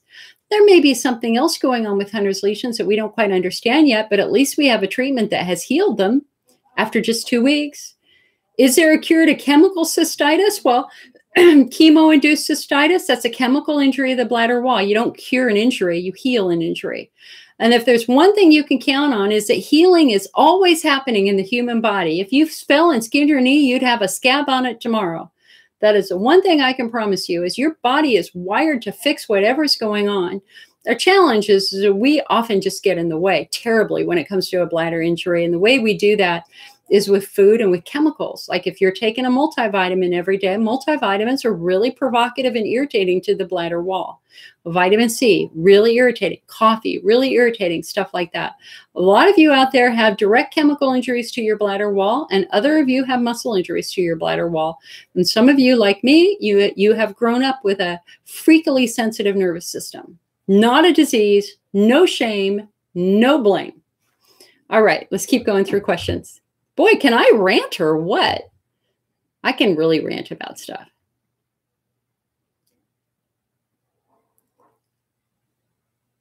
Erin says she's craving chocolate.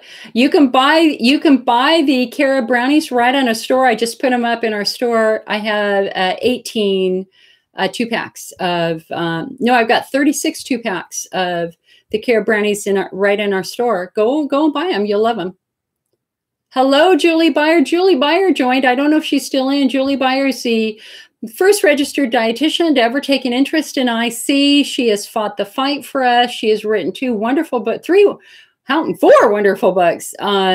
Confident Choices, Customizing the IC Diet. We've got Confident Choices, a cookbook for IC and overactive bladder.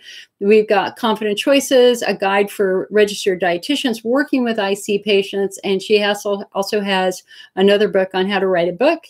And Julie is truly one of the heroes of the IC movement by far.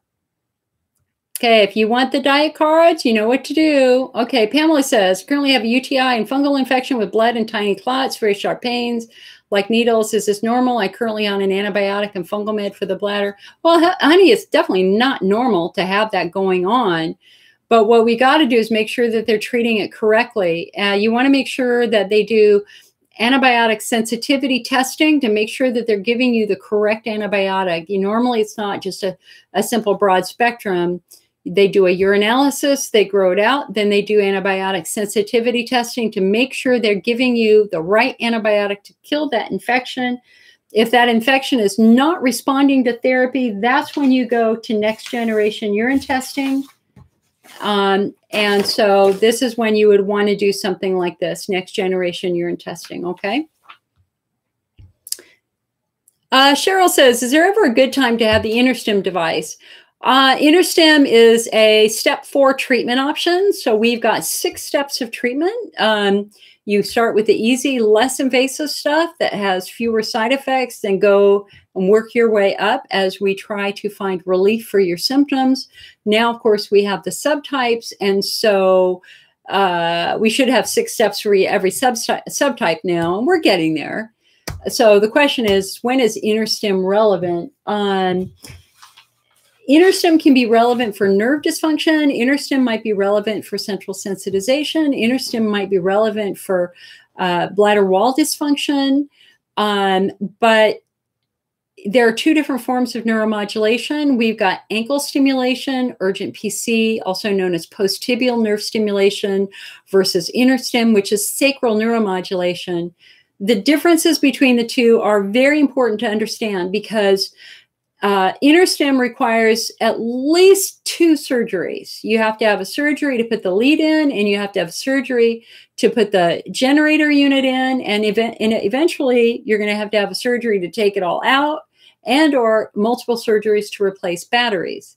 So there's a surgical risk associated with interstim. Interstim also has hundreds and hundreds of severe adverse events filed with the FDA that are publicly available that I can show you where to read them.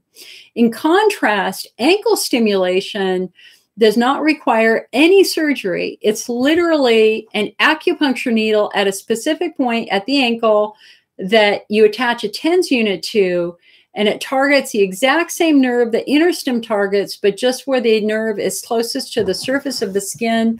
I was one of the early patients, and I think I can show you. I don't know if you can see that little black dot. I have a little black dot there. So here's my ankle bone. It's 3 fingers above the ankle bone, and it's about 2 fingers below the center of the ankle bone is where the SP6 acupuncture point is. So what they do is they stick a needle here, they attach a TENS unit, turn it on. You know it's right when they turn it on if your big toe bends down. If your big toe bends down, they're stimulating the nerve correctly. Or if your toes flay out, if your toes go like that, if they put it in and nothing happens, your toes don't move, the needle is not in the right place. So the advantage of the ankle stim is that there's no surgery.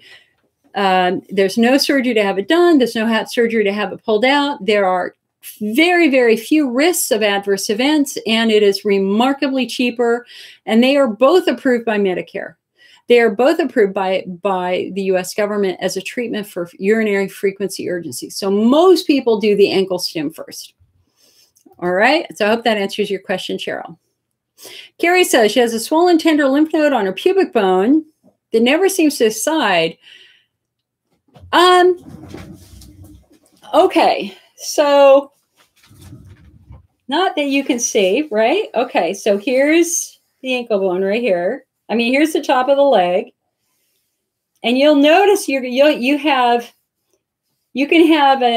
have lymph nodes right here,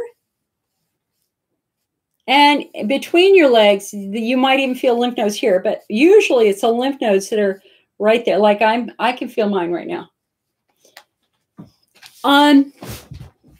That's a sign that you've got some sort of infectious process down there. Usually, I will tell you that I get swollen lymph nodes down there when I get a pimple down there. Hey, you know, we can talk about anything here, right? This isn't public, is it? I have no shame. I can talk about anything. You know, we women and men too, if you get abraded in your crotch with dry toilet paper or something like that, or maybe through sex, you sometimes get a pimple. And those pimples are interesting because they're not little. They become like a little mini boil. They can be the size of a big green pea. And you can get them on your vulva. You can get them kind of around your rectum. You might even get them on your skin away from your rectum if you have unfortunately sat on feces on a toilet seat and had a little cut there. And so I have had that lymph node swell a few times in my life. And it was always related to one of those pimples. And once those pimples went away, it went away.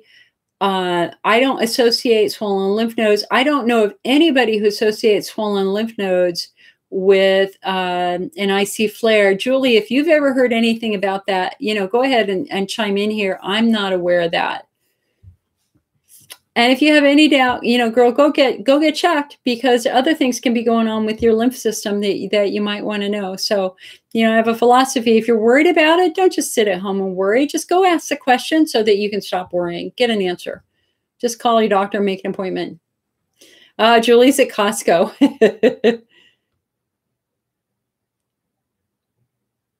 Trisha asks, can I send a diet card to the United Kingdom? Yes, I can send a United card, a free diet card to the United Kingdom. It'll cost me about $3 or $4. If you could make a little donation to the IC network at a time and place of your choice, that would be great. But I'll send you one. It's not a problem.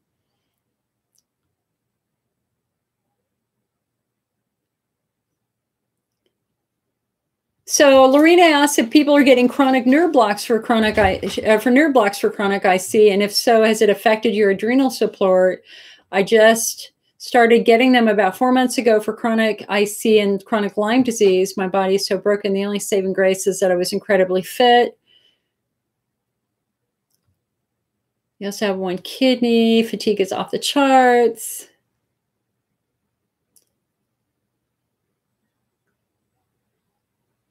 Hun, first of all, we got to do that. Lorena, you got to do the subtypes, hun. I need you to come over to our website and watch the subtyping video, and let's see if we can try to figure out what your subtype is. I mean, you say here you've got Lyme disease, so you could have Lyme disease in your bladder wall, and that would explain why your bladder wall is struggling to the degree that it is. But we do nerve blocks for pudendal nerve entrapment. I would love to talk with you. If you would like to call me tomorrow, I would love to brainstorm with you and sit down and take a little bit more notes. Maybe I can refer you to somebody. Maybe we can figure it out a little bit more. The IC Network's phone number is 1-800-928-7496. It's right on our website. 1-800-928-7496. We're the only IC group that actually answers the phone and takes your questions, all for free. But sometimes if we get a lot of phone calls, you might have to wait a day or two for me to call you back. But I really do try to call everybody back. And believe it or not, I do answer the phone. So I would really love to talk with you further about this, my dear. Also, does anyone have breast implants? I got implants 14 years ago. I can't say we have any research correlating breast implants with IC, but I certainly would be doing more research on that. I probably would want them out myself. I'm so sorry that you got Lyme disease. You were looking at stem cells. Yeah, hon, girl, we got to talk. Call me tomorrow. Let's talk, okay? Because you're kind of flailing here, and I want to kind of ground you into the right treatments for use.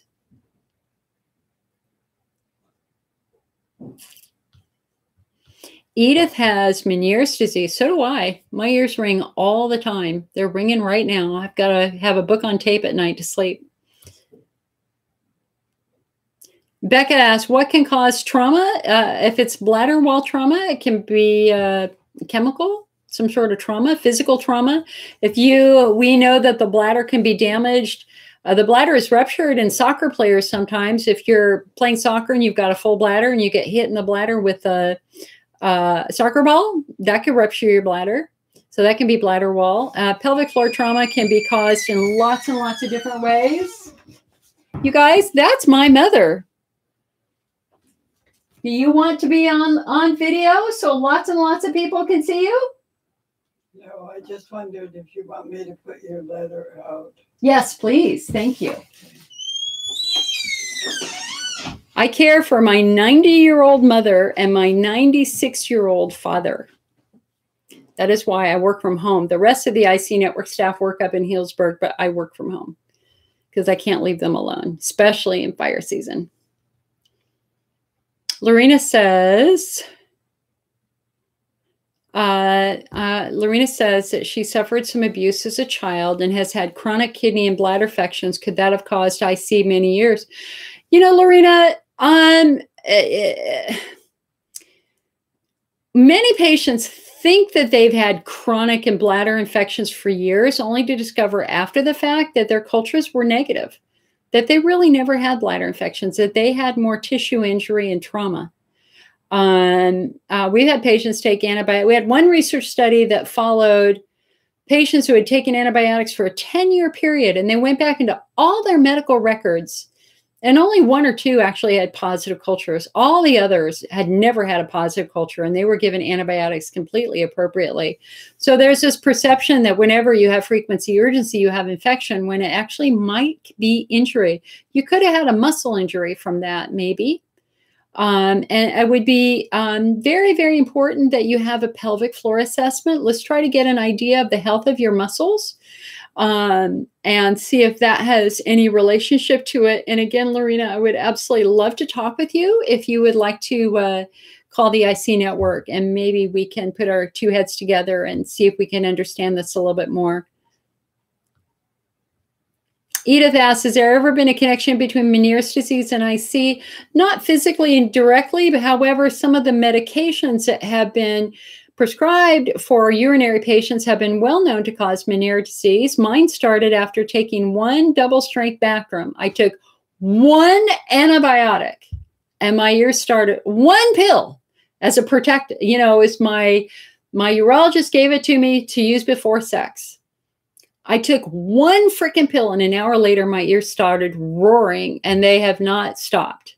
They don't roar anymore. I had a semi vibrating in my ears for about 3 months, and it slowly calmed down, and now it's just a high-pitched electrical whine in my ears. So I would think, Edith, that it would be more a medical side effect, a medication side effect, rather than any direct correlation between the bladder and the ears. Gigi says she thinks well, the bladder and muscles will change as we get older because of the loss of estrogen. Estrogen is what helps your body build your bladder coating. And when we lose that estrogen, our bladder's ability to defend itself changes and our muscles get weaker. So, you know, you can't just say, IC gets worse with age. Let's be a little bit more specific. We know what happens with age. The bladder wall has it struggles to defend itself with the less estrogen. Cheryl says she has interstim, helps so much with frequency, not so much with pain, but being able to sit through a movie is great. Honey, I'm really, really happy for you. Interstim was never approved for pain management, so it doesn't surprise me that it has not helped, but I'm really glad that it's helping you with your frequency. That's wonderful.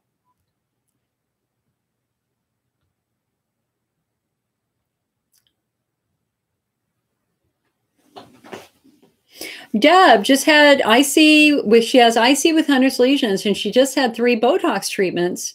That your bladder is 90% better with no pain and only a small amount of frequency.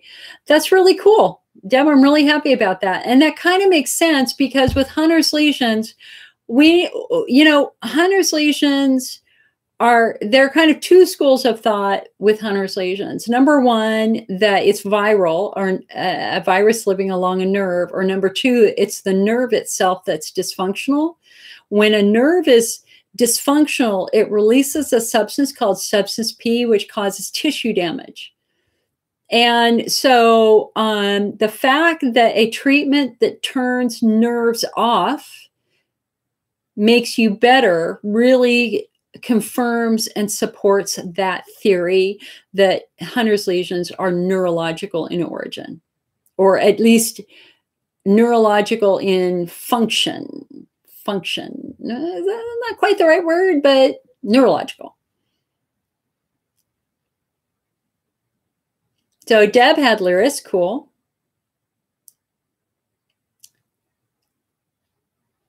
Cheryl, right. It's caused by nerves firing all the time.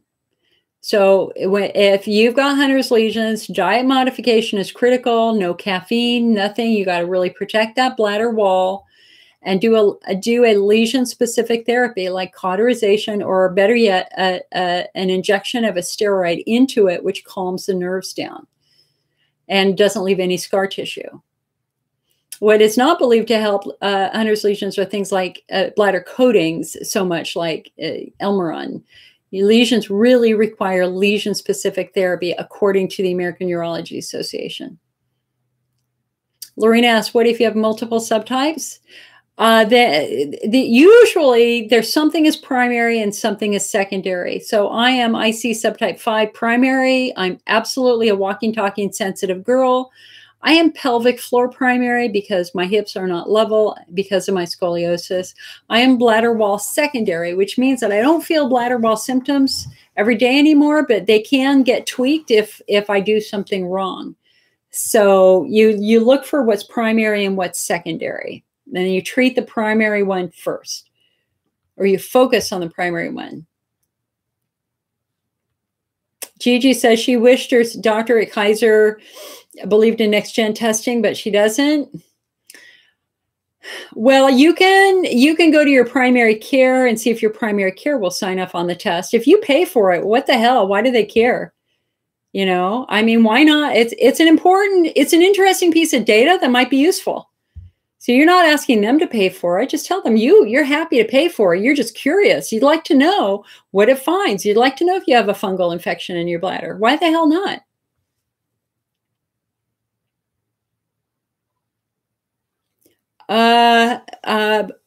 Bhumika, I'm sorry, I don't know if I am pronouncing your name correctly. You've been searching for a pelvic floor physical therapist in India. You didn't find any. You know, I don't know if you would ever find any. You could go to the International Pelvic Pain Society, and you know what? Let me just do that. Let me see if I can find somebody for you in India. Hold on, I know exactly where to go. I can find it real fast. So hold on a sec. There is now an India IC organization. So there is a national network in India for patients. If you didn't know that, you can find their information on our website in our support group listings. And they are currently rebuilding their doctor list. So I can't do that for you right now. So I would call the India IC group. They've been very active. They've been coming to the ESSIC meetings. And so I'm sure that they would be able to help you a little bit. If not, what you're going to need to do is you're going to need to order either Ending Female Pelvic Pain by Isa Herrera, Ending Male Pelvic Pain by Isa Herrera, the Interstitial Cystitis Solution by Nicole Kosian, or Heal Pelvic Pain by Amy Stein. I would invest, honestly, what I would do is, you need to think about this as you being the educator. If you can find a physical therapist who's willing to work with you, buy her the books or show her the books and let's teach her how to do it. And then she could even take classes in it over here. There might be some web-based classes. So, Bhumika, you get to be the educator in this circumstance. And these books are available through the IC network, and we can send them to you, okay?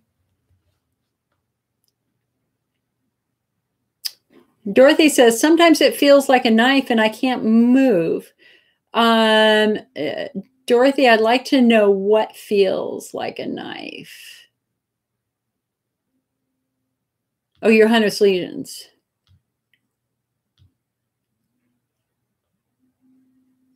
You need to make sure you tell your doctor your pain is that intense. Make sure you ask for some pain medicine because Hunner's lesions are the most painful wounds in the bladder. It would be completely reasonable for you to be using some pain medication when you have moments like that.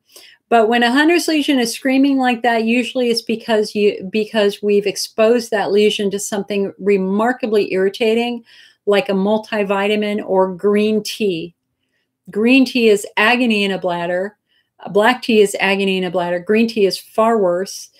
Coffee, multivitamins, things like that. Lemonade, limeade, orange juice, grapefruit juice, cranberry juice. Those are all very, very irritating and provocative to a Hunner's lesion. So I would expect that when you're having that, that's because something has irritated it badly.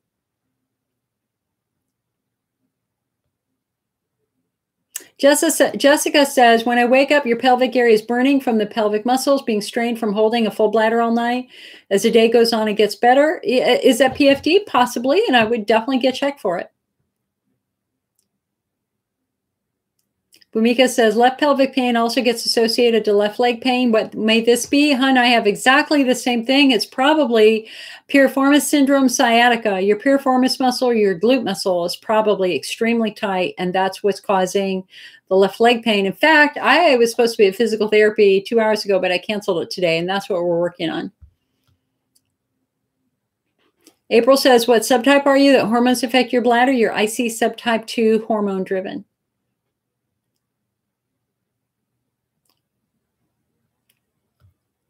Yeah, Fiona, we do. But again, we need a good patient organization in Australia to change that.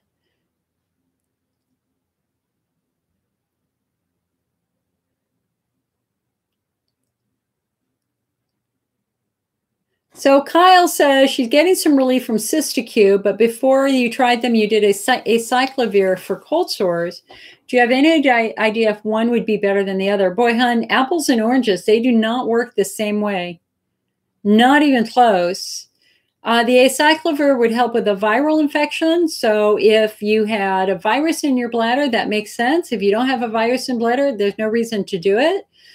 Of all the supplements, Cystitis is probably the least popular one because it does not have a coating effect. I think it would be very interesting for you to try different supplements instead. The far more popular supplements are Cysto Renew and Cysto Protect. The reason why these are more popular is because they contain chondroitin. Cysto Protect contains chondroitin and hyaluronate, both of which are bladder coatings. So the Cystitis, the active ingredient in Cystitis is quercetin, which has an antihistaminic effect. So that's what quercetin by itself does. And Cystitis has some other ingredients in there that are fairly meaningless. When Cysto Protect came out, it very quickly dominated Cystitis in the marketplace because this has two methods of action. It has the quercetin for the antihistaminic effect, but it also has chondroitin and hyaluronate for a bladder coating effect. So this has been the top IC supplement for more than a decade. But the doctor who invented this, Dr. Theoharides, we were hoping he would create the next generation supplement. But he's moved on. He's working with other diseases now, like autism. And so a new doctor, Dr. Gio Espinosa, 5 years ago, created what we call the next generation supplement, and that is Cysto Renew. Cysto Renew has 4 methods of action. So for your bang for your buck is this. It's got quercetin, just like the other two, for the antihistaminic effect. It's got chondroitin for the bladder coating effect. It has aloe for the soothing effect of the aloe, and it has a mint in it called lemon balm, which is known for its nerve calming effect. So most patients end up starting with Cysto Renew. Okay. However, there's one other supplement that deserves a good fair share of the market, has a fair share of the market, and that is Desert Harvest Aloe. You know how aloe is soothing to burns. Aloe can be soothing to the bladder and have a protective coating effect in the bladder. What makes this company very different from all the other companies is that they did a double-blind placebo-controlled study to test their product with IC patients, and they're doing another one next year. And so there's definitely a significant group of patients who really like Desert Harvest Aloe. And Desert Harvest Aloe also has a glucosamine chondroitin supplement and a quercetin supplement, which is basically the same ingredients in these other ones. So you can kind of mix and match with the Desert Harvest Aloe. But with money's an issue, you know, you don't necessarily want to buy 3 or more supplements. The most bang for your buck is going to be this one, which is $48.50 for a 1-month supply. We have a new product line that's coming out I cannot give you the brand name yet. I have a secrecy agreement with them, but it should be coming out soon. I'm hoping we'll have product in January, and I've been helping them with their product line because part of it was my idea, and I think it's going to be the next generation supplement. But I'm developing it for use not only with IC but also with chemocystitis and other things like that. So we will have another supplement that's pretty exciting. Let me go down to YouTube here for a moment. Do we have any other questions on YouTube? Kay asks, can you have IBS, pelvic floor, and IC all the time? Oh, hell yeah. The common factor is the pelvic floor, you know, and the common factor is central sensitization. So that's me. I'm IC subtype 5. So I have IBS. I have a sensitive bowel. I have a sensitive bladder. That's IC. And I also have pelvic floor. And, you know, it's kind of like the chicken versus the egg, which comes first. You got the nerve sensitivity, which causes the pain, which then causes the muscles to go into spasm. And so I would encourage you, Kay, to learn a little bit more about central sensitization. You are absolutely not alone. And interestingly, like my bladder's been really good now for a long time. I mean, it tweaked me a tiny bit this morning because I didn't drink enough water yesterday. For me, it's all my muscles. And every now and then I tweak my IBS, usually with the food. Isabella asking about ozone bladder installations. There's one doctor in the United States doing it. I heard that she retired. We just don't have data on it that's meaningful. To me, it appears to be a bit of a shot in the dark.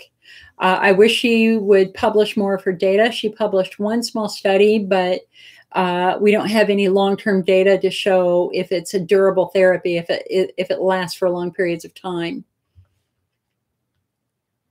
Kay asks, can you please explain how a flare feels?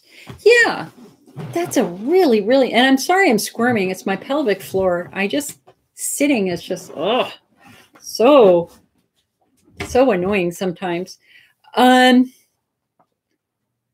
For me, okay, so let me describe a bladder wall flare. In many cases, you don't feel a flare until you try to go to bed. So you're very distracted during the day. You've got other things pulling at you. You might have more frequency, urgency, but you know, you don't necessarily feel how bad it is until you try to go to sleep when you don't have distractions, right? So you've gotten yourself to bed, you peed, now you're laying in bed and you might feel urgency. You just might feel like you need to keep peeing over and over and over again. That's what happened to me when I was in junior high. I would just go to bed and it was like up, down, that sense of urgency, feeling that I needed to go all the time. That lasted a couple of years before that went away. Okay. With a typical bladder wall flare or a sensitive bladder flare, you go to bed at 11. You wake up at midnight. Your bladder feels very full. You go to the bathroom, you pee out a quarter of a cup of urine. You're fine. You go back to bed. You wake up a half an hour later. Your bladder feels very full. You go to the bathroom, you pee out a teaspoon. You go back to bed. You wake up 15 minutes later. Your bladder feels very, very full. You go to the bathroom and you might get a drop or two. And you sit there and you push and push and push. And you're stuck in this. That's when for the rest of the night, you feel very, very full. You have to understand that a false sense of fullness is how your bladder tells you that there's a problem. So your bladder can be completely empty and it can feel full. And that can be from, you know, something that you've eaten during the day that didn't feel so bad at first, but that night your bladder's screaming. So that false sense of fullness is the classic symptom of an extremely irritated bladder wall, and you've got to ride it out. You got to drink water. You know, it might help to alkalinize your urine, take a Tums, take a pre-leaf, grab a heating pad, take a little pain medicine, and again, drink water. Let's try to flush your bladder out a little bit. Don't drink a lot of water. Don't give yourself a hydrodistension at home, just a normal glass of water. I would normally grab a heating pad, go into my family room, turn on the TV, and just lay there and just try to get through it. That's a typical bladder wall flare. A pelvic floor, God, that's, how the hell do you describe a pelvic floor flare? Kind of the same, you know, when you go to bed, you don't have the distractions of the day, but with pelvic floor flares, movement during the day can really trigger symptoms. Like for me, this pulling sensation that I still get. If I sit down real hard, it hurts. If I move the wrong way, if I bend over the wrong way, it's that sense of movement that moves muscles that starts triggering some of that burning sensation and that burning discomfort. So that's my best description of a bladder wall versus pelvic floor. Isabella asks, can mast cell activation syndrome be connected to the IC? And absolutely. You know, that's why we take biopsies of the bladder wall with patients with bladder wall symptoms. Some people have an abundance of mast cells in their bladder, and or the mast cells are firing, and or you're having flares during allergy season. And in our magazine, again, for those of you who came in, our latest magazine is now available. Please come over to the IC Network if you're a member and download it. One of our big stories is an allergy medicine that can help bladder symptoms for people who struggle potentially with allergy-driven symptoms. And so it would be typically for mast cell, you're going to do something like hydroxyzine, but it might be interesting to try singular montelukast and see if that might help some of those allergy-driven symptoms as well, especially if you have asthma, in addition to your hay fever. And that comes straight from Dr. Robert Evans at the American Urology class on IC, American Urology Association class on IC last May that I took. Going back to Facebook, looking at questions on Facebook.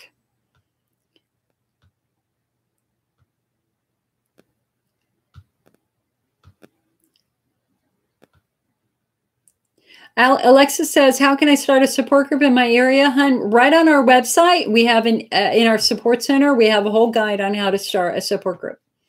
So just come over to the IC Network and click on, go to the support pull-down menu, ic-network.com, and you'll find a support group resource center where you can learn how to start a support group. And I will help you. I will talk to you and walk you through it. Melissa says, certain smells such as bleach and ammonia send you directly in flares. Is this common? Yes, that's IC subtype 5 central sensitization.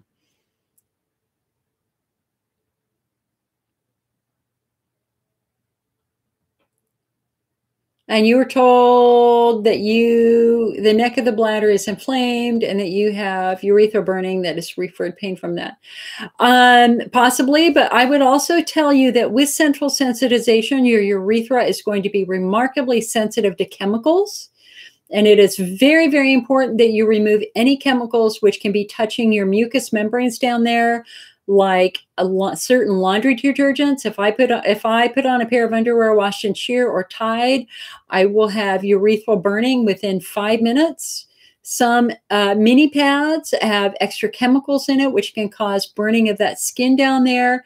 Bath soaps, spermicides, and in the class, again, that was taught last spring, the very first recommendation for people with superficial burning like that or burning in the urethra is to remove chemicals.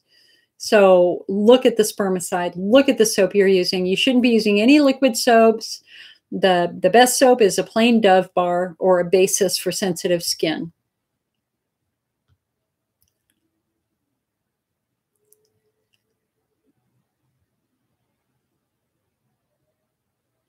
Alexis says she's handling her IC with IC hot patches, Tux medicated pads, and some azo. One of the worst symptoms is bladder spasms. What causes bladder spasms? Bladder spasms happen when the bladder wall is profoundly irritated. So the only time I've had bladder spasms was when I've had really, really bad infections. It's only happened twice in 25 years where we thought it was a flare. I waited 6 months before I had my urine testing, and we found it was a really, really bad infection. The sign of that infection was bladder spasms at about week 4, where I just dreaded peeing because as soon as the last couple of drops came out, I would have this really violent bladder spasm. So we associate bladder spasms mostly with really severe bladder wall damage. And using an antispasmodic medication like ditropan, oxybutynin can turn off bladder spasms in 20 minutes. So it'd be very interesting for you to try a antispasmodic. Remember, you got 2 different types of muscles in your pelvis. You got smooth muscle of your bladder and your urethra compared to striated muscle of your pelvic floor. So the muscle relaxants are different for each group. For smooth muscle, the muscle relaxant is usually ditropan, oxybutynin. For striated muscle of your pelvic floor, you're going to be using a muscle relaxant like baclofen, Flexeril, or vaginal Valium suppositories. Man, you guys have some wicked questions here. You're making me work. Edith asks, how can you buy these products? Every product that I share, we sell through the IC Network store. So all you need to do is come on over to the IC Network and click on our shop, and you can do that. You know, we keep our store on a separate website for security, icnsales.com. But you can just go to ic-network.com and click on shop in the right-hand corner, and it'll take you right here. We have all of them. You know, I never intended to have a store for IC. And I honestly, I never. 25 years ago when I started the IC Network, it made sense to sell books, you know, because so many patients didn't have good information. So we started selling books, and then a physical therapist brought us chair cushions, and then we did heating pads. And then it's like, wait, there's some low acid coffees. Maybe we should make these available. I never wanted to touch supplements, and we didn't sell supplements for 15 years.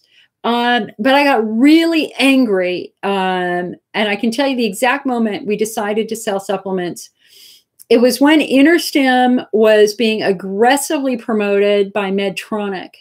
We called them Darth Vader. It was hysterical because their marketing was they just swooped in with a black cape, and it was just covered everything with InterStim. And we had doctors who were making a lot of money doing InterStim. And there were a small group of doctors who considered it a great money-making opportunity. And so what was happening is they would diagnose a patient with IC, say the only treatment for you is InterStim, and then they do the surgery and they pocket, you know, many thousands of dollars doing the surgery, only to find out afterwards they never told the patient about diet. They never told the patient about any other treatments that were non-invasive. And it was such a dereliction of duty, in my opinion.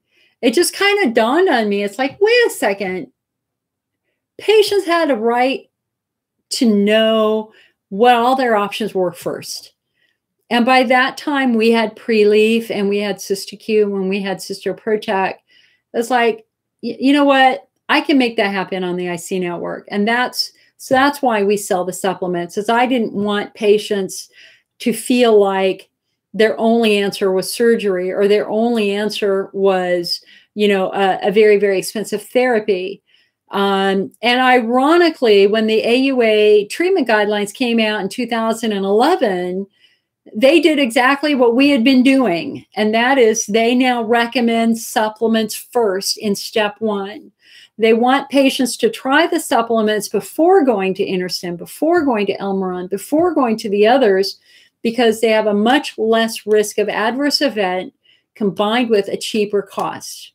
And so I'm very happy that my approach ended up being affirmed by the American Urology Association. So in our shop, I curate everything. I try to be very careful with what we sell. And I hope that you will go over and just know. Sarah, you're hysterical. All right. Fiona asked, do you know much about the supplement PEA? I do. PEA is in Europe. It is, I don't remember what the actual chemical is, what the actual pharmaceutical is. I know that we had a compounding pharmacy that was trying to import it into the United States. It never really went anywhere. But it's interesting, and that's all I remember off the top of my head. IC Today, I think, talked about it a lot years ago, ictoday.com. And I was just going through, hold on, I was just going through, these are some of my business cards, and I did just see that doctor's business card like a couple days ago when I was cleaning my office. Let me see if I can find it.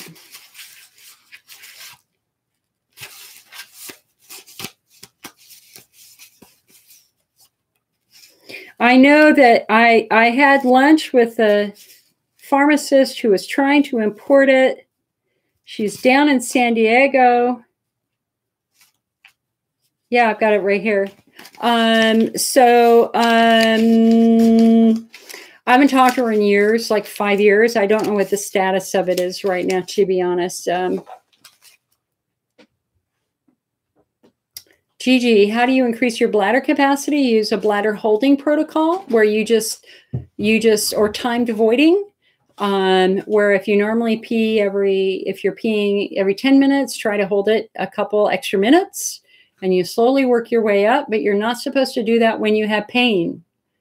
If you're holding it to the point that you're provoking pain, you are defeating the purpose because now you're getting the pain nerves involved. Becky says, is there data on CBD oil use for IC? Yes, there is, Becky. The IC Network, we have done the largest research. It is still ongoing on medical marijuana and interstitial cystitis. We published the data multiple times. It's over in the IC Network Survey Center. I will tell you that many, many patients have used CBD oil and medical marijuana in the past decade. If you want to hold on, let's just check. Hold on a sec. Let me see if I can give you, I've got 2 studies running on medical marijuana and IC.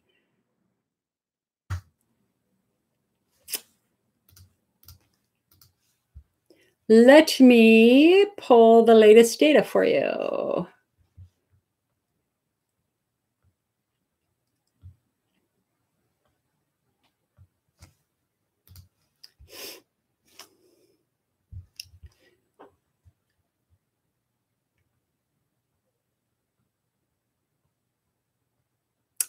It actually won't show it to me. Where is it? Huh, isn't that interesting? Well, I'll have to dig it up. I'll have to dig it up. I may have actually shut it down. Oh, no. Here we go. No, hold on. I've got 31 surveys here. These are 31 research surveys that we've been involved with over the years. Oh, yeah, no wonder. Hold on. Here it is. Medical marijuana and IC. We launched a study in 2010. And let me look at the data here. 651 patients have participated so far.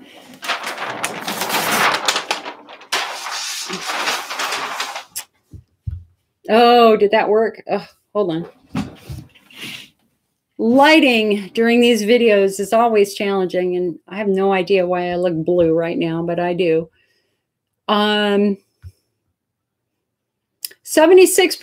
487 patients say they have used medical marijuana in the last 6 months to help improve their pain and discomfort. Out of those, 17% said medical marijuana made their pain go away completely. 63% said reduce their symptoms by 50%. 13% said it reduced their symptoms by 25%. 4% said medical marijuana did not help their symptoms, and only 1.69% said it made them worse. In this study, 16% said it completely improved their frequency. 39% it improved their urinary frequency by 50%. 24% improved frequency by 25%. 21% said it did not improve their frequency. Urgency, same symptoms, pain. 32% said their pain completely improved. 50% said their pain was reduced by 50%. 13% said their pain was reduced by 25%. And then on pelvic floor dysfunction, 28% said it completely improved their pelvic floor muscle tension. 43% said their muscle tension improved by 50%. And 17% said their muscle tension improved by 25%. Nighttime sleep quality, 38% said they slept through the night with medical marijuana. 40% said they only had to get up once or twice with medical marijuana. All righty. And in terms of flares, that's absolutely not, mostly no's. All right. So there's your latest data on medical marijuana and IC. That is an ICN survey that we started 8 years ago.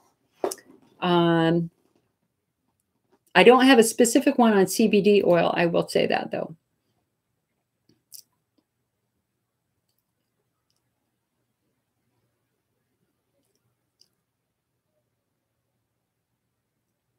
Mary Bell says, pelvic floor, she has got pelvic floor muscle syndrome. Botox helps, but it's toxic to your body and it can give you fecal incontinence. That's not true. If it gives you fecal incontinence, it means that the Botox went into the wrong nerve. That's a sign that the doctor who did it in the wrong place. Botox works by silencing nerves, and you're not supposed to have Botox if you're unable to self-cath. The fact that it gave you fecal incontinence, boy, I would really be asking very tough questions of that doctor as to how or why that happened and how that Botox could have possibly gotten to your bowel. It sounds like it went through your bladder wall into your bowel. You're taking a vaginal Valium suppository anally. You say if it can give you yeast. That also is not generally true. Unless there's something in that suppository that yeast can consume. So there are explanations for what you've had, but to have fecal incontinence after Botox is deeply disturbing.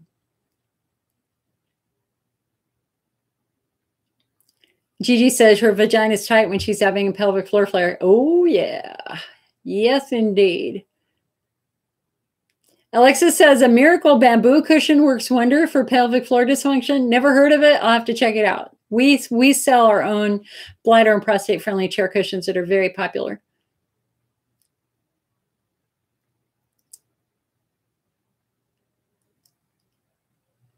Melissa says she gets extreme pains on your sit bones. Was told by one doctor it was pudendal nerve. The other said it wasn't. Hun, I have the same thing on my left side. I can get extreme pain on my sit bones. Really, that comes right back down to hip function and glute function. And you need to be working with a pelvic floor. Well, not just a pelvic floor. You need to be working with a physical therapist to figure out why. It's probably your gluteus medius or your piriformis muscle that's causing that pain.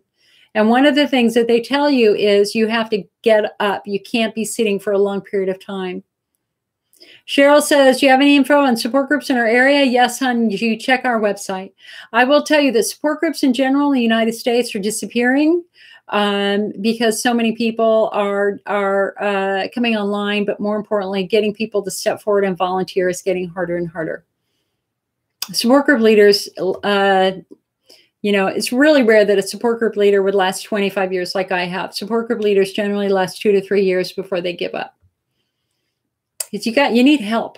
You need to be help or you need to be just stubborn. And I'm just stubborn.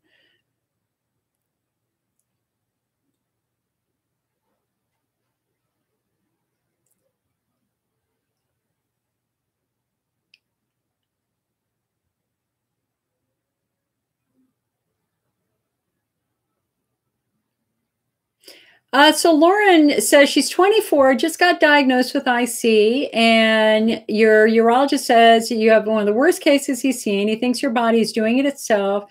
You're currently sitting under a heating pad on amitriptyline, hydroxyzine, Elmeron, and the pain is still here.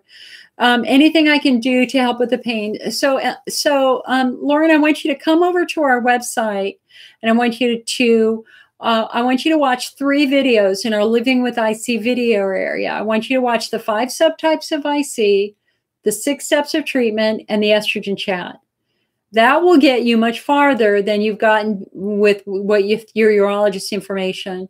Because the first thing we got to do is figure out your subtype, because that's going to tell us what the best treatments are going to be for you based upon that subtype. It sounds like what he's saying is that your bladder itself looks terrible. And so I would come back to you and let's look at, do you have a history of chemical irritants in your bladder? Are you a big diet soda drinker or green tea drinker or coffee drinker, or were you ever exposed to any harsh chemicals? I would also have you go back in time and the time when your symptoms began, and let's look at that time to see if maybe you suffered any traumatic injuries. So if you would like to call, I would love to talk to you sometime this week or next week before Christmas. You can call me at 1-800-928-7496. Let's talk about it. See if we can figure it out. We might be able to give you a better plan. Holy crap, I'm 137 questions behind. This is terrible.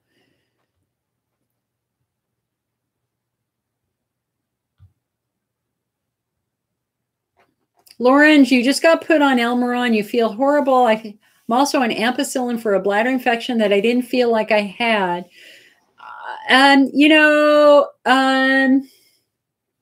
I hate it when doctors do that. I hate it when doctors just throw out antibiotics and say, just in case. Man, you need test results. Do they have a test that shows that you have infection? If they do, then for God's sake, yeah, use it. But if they're guessing and they don't have a test, we no longer treat IC with long-term antibiotics. It's specifically not recommended by the American Urology Association. If you really want to know if you have infection or not, what you want to do is you want to have a special urine test called a next generation urine test. And where is my slide? Hold on. If you really want to know, this is what we do to figure out what is living in your bladder from a bacterial and fungal standpoint. Bladderhealth.org. So I would go over to this website, watch the doctors, watch the videos, and see what they have to say, hon. It's $199, absolutely worth it, because this will identify fungal infections. We now know that some IC patients have candida in their urine. They've got active fungal infections that a typical urine test would not find, and the antibiotics would only make worse. So bladderhealth.org, I would check that out.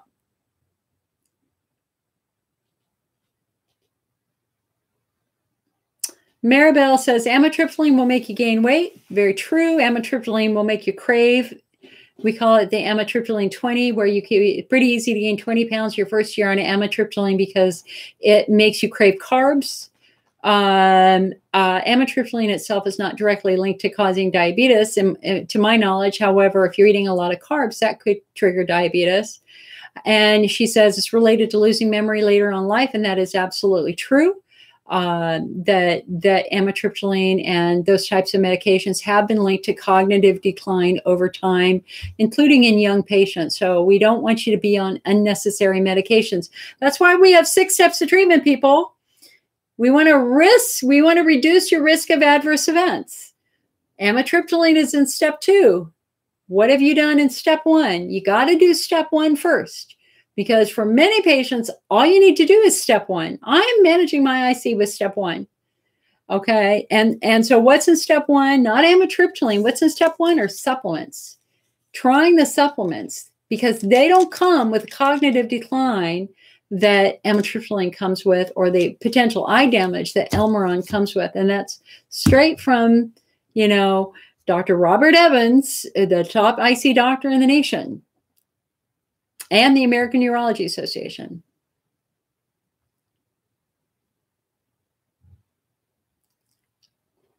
Cheryl says, what are my feelings about redheads having a lower pain tolerance?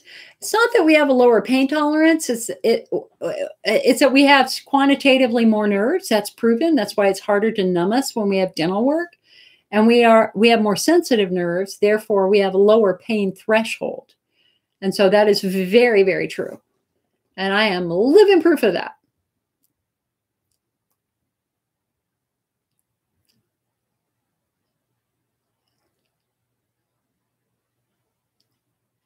Christine says pre-leaf was a lifesaver. She also quit drinking. Your flares during periods of high stress, which I personally believe caused my pain. So learning to love yourself enough to manage that has proved incredibly good job. I love that. And a super hot water bottle between the legs goes a long way. I do that almost every night, except I have a really big monster heating pad. I have a heating pad, the heating pad that we sell. Let me go get it.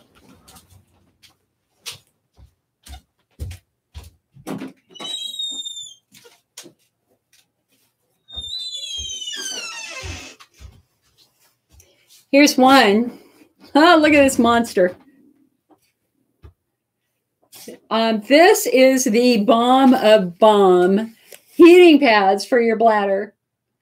It's made by a company here in my county, a lady who's a teacher. This is her side business. And they were originally designed for neck pillows.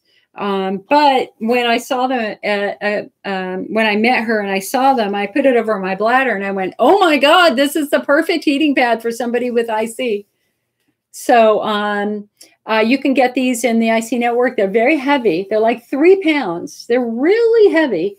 And I love it, but it's so long that you can start it up here and you can actually put it through your legs, which is what I did for a year, again, after my surgery last year. And I did it last night, as a matter of fact. I love sleeping with my heating pad.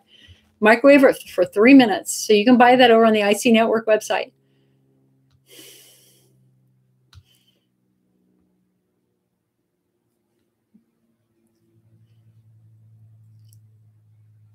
Ryan says, been taking pain meds more frequently than I want, but I can't help it sometimes. So Ryan, this is my personal approach to pain meds. And you need to know that the American Urology Association is very, very, very supportive of patients getting pain care. And they encourage the use of pain meds, including opiates if necessary. But they want you to do more than just pain meds. We got to deal with the problem. I mean, if you got untreated Hunner's lesions, those are going to hurt like hell. So our goal is to treat those lesions so you won't need the pain care, right? You know, in pharmacology, there's a principle called the lowest effective dose. What's the lowest amount of medication that you can take and still get a beneficial effect? So when I have only taken one whole Vicodin, I'm not going to answer the phone if that's one of you calling. I have only taken one pill once in my life, one whole pill. Hold on, let me make sure that's not an emergency. Hold on, let me just look at that real quick. No. Okay. So I took one pill, and it was the summer of 1993. Hold on. Let's see. I know who that is. I will call when we're done. Okay. So in the summer of 1993, I took one pill, and it immediately made me very nauseous and a little dizzy and a little loopy. Now, some people will misinterpret that and say, uh-oh, I must be allergic to that medicine. And the answer is no, you're not allergic to the medicine. That's too much medicine. So the next time I took it, I took a half a pill. And the half a pill, I didn't have the side effect, and it turned my pain off. And then I took a quarter of a pill, didn't have the side effect, and that turned my pain off. So fighting pain is like fighting a fire.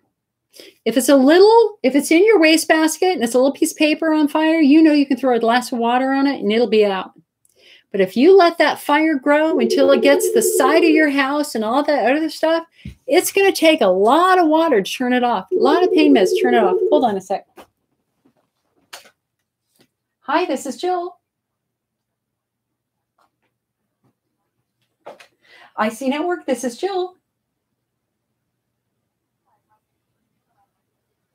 Hi, Teresa. I need to get your, we're doing a live event right now.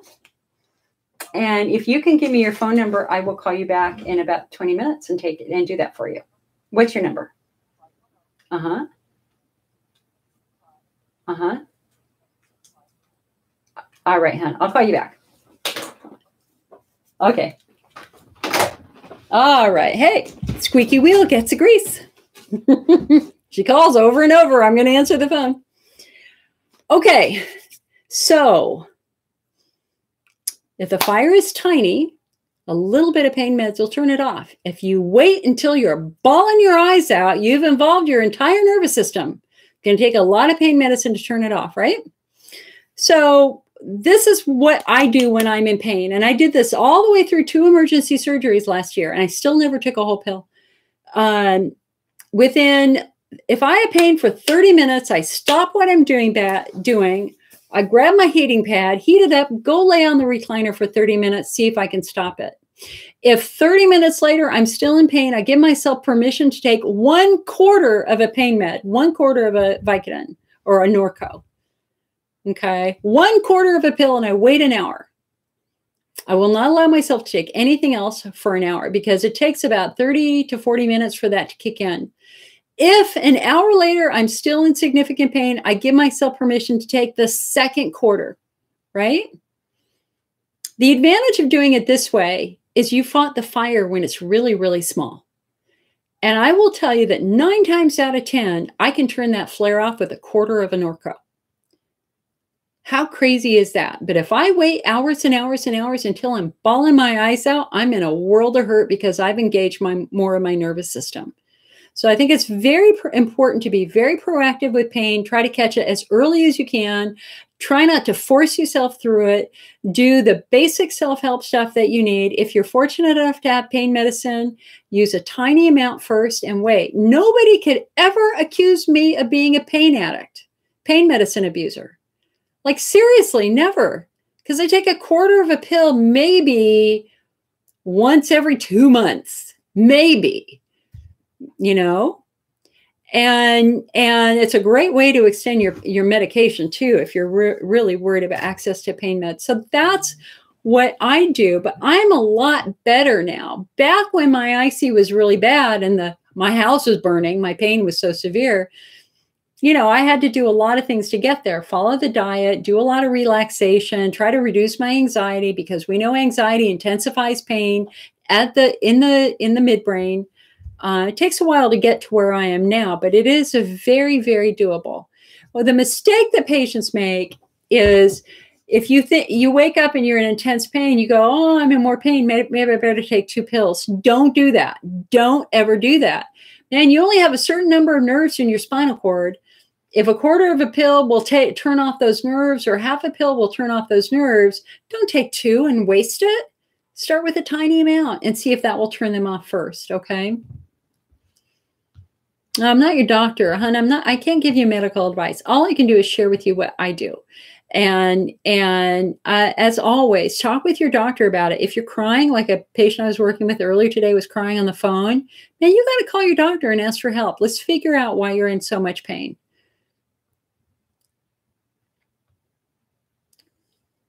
Hi, Victoria. God, you guys, seriously, I'm still 144 comments behind. You are just flying right now on Facebook. So Mary Bell said they did Botox on the lower muscles near the rectum, and it gave you fecal incontinence. Egads. Yeah. Well, at least have the confidence in knowing that Botox does wear off, but it takes weeks or a couple of months for it to do that. So I hope it went.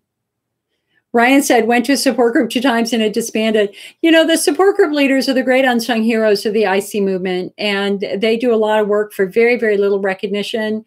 It's actually really rare that patients actually ever step forward to help that support group leader. I know that because I ran my group for 15 years and did it all myself. And it's a hard job, especially if you're working too. For those of you in support groups right now, please send your group leaders Christmas cards and really say thank you, because they really need it and deserve it. And ask them how you can help.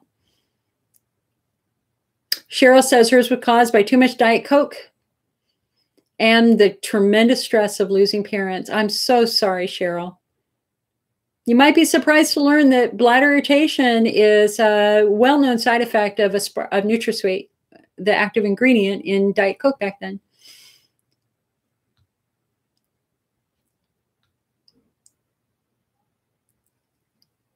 Linda says she's known a lady who's controlled all of her symptoms with diet and amitriptyline for 12 years. That's awesome. But Linda, as you know, as we just said, amitriptyline has been associated with cognitive decline over time. She's been on it for a long time. It would be very interesting for her to talk to her doctor about reducing her dose and maybe trying one of the supplements instead so that she does not carry that risk of cognitive decline. Gigi says, is the heating pad too heavy? No, I love it. I love the heat. Miyoshi has a sinus infection, was given a steroid shot and antibiotics. You've set your IC. Have you set your IC 2 steps back? No, I don't think so. I don't think so. I mean, some antibiotics can be a little irritating to the bladder. I would just make sure you drink in plenty of water and flush it through. Tori Rose, any advice for chronic UTIs? Yes, for God's sake. Have this. This is what you need to do. You need to have a next generation urine test. It's only $199. This is the test which they're using now. This is a test which has helped them identify the bladder biome. You know, we all thought years ago that urine was sterile, that the bladder was sterile. It's not. The bladder has... I've seen 2 different studies. One said 70 species of beneficial bacteria. Another study said 200 species of beneficial bacteria. And so there are tons of good bacteria in your bladder that belong there, and there are occasional bad bacteria that belong. And when you think about it, how do they control each other? I mean, why do we have so much bacteria in the first place? I mean, clearly they're doing something important. We just don't know necessarily what their role is. We know in the bowel, beneficial bacteria control fungi. They help food processing. And in the bowel, there's one species of bacteria that produce the food that the cells lining the bowel eat, right? And so the human body does not make this food. Only bacteria make this food. And if you take antibiotics and you kill the bacteria, then these cells are going to die because they're not going to have food. So even though this is a bladder side effect, you kind of have the same thing in the bowel. You've got this layer of cells. So what do these cells eat? What nutrients do they rely on? And in the bowel, there's one bacteria that makes their food. And so that's one of the things we've learned with this next generation testing. So now what we're trying to understand is, what do the bacteria do in the bladder? Is there a bacteria in the bladder that also nourishes these cells? I don't know. So ultimately, it's about population control. Bad bacteria control, good bacteria control bad bacteria. Good bacteria controlled fungi. And there's some sort of imbalance going on where you've lost the bacteria that's supposed to be controlling the population. So using a probiotic is certainly reasonable, but ultimately we need to know what it is. And this is a test that is going to tell you the good bacteria, the bad bacteria, and any fungi. This is the test to have. And just come to this website, bladderhealth.org, and check it out. It's really cutting edge research. I was just corresponding last night with a new Australia group on Twitter. And let me...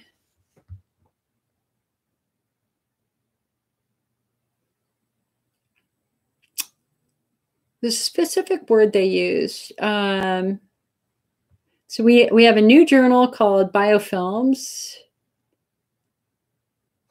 Hold on, I want to find this. I thought this was fascinating. Urinary bacteriotherapy. Urinary bacteriotherapy. We're just at the cutting edge of treating bad bacteria with good bacteria. So urinary bacteriotherapy. So there may come a time when we may not even use antibiotics anymore unless it's a really acute infection. We may actually just be looking at your biome, trying to figure out what's deficient that is promoting this infection, this environment that is supporting your bacteria. Ooh, okay.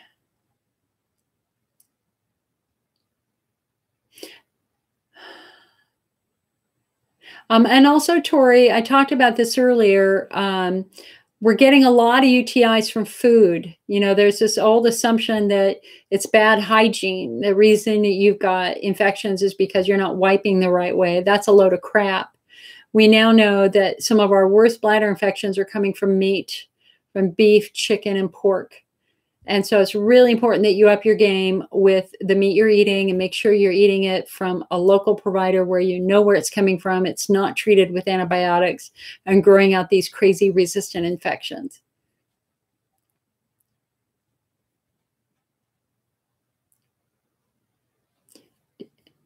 I like what you wrote, Gigi. Thank you for supporting Cheryl. That's what I'm afraid of. Every day, you know, I'm caring for a 90 and a 96-year-old, and I had to change my perspective because I was waking up thinking, is this a day I'm going to lose a parent? Is this a day I might find one of them gone? And now my approach is one more day. Thank God I have one more day. But it's hard. Penny says, once a bladder wall is broken down and it burns every time you urinate, what to do besides? Well, so Penny, where is it burning? Is it burning inside or outside? Can you please answer that question? It burns every time you urinate. Where? Tell me exactly where it's burning.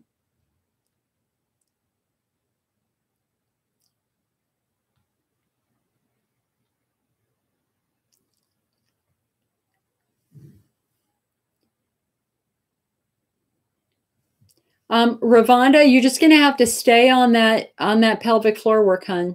You stress, you know, stretching, anything that will help keep your muscles light and pliable and loose is your future.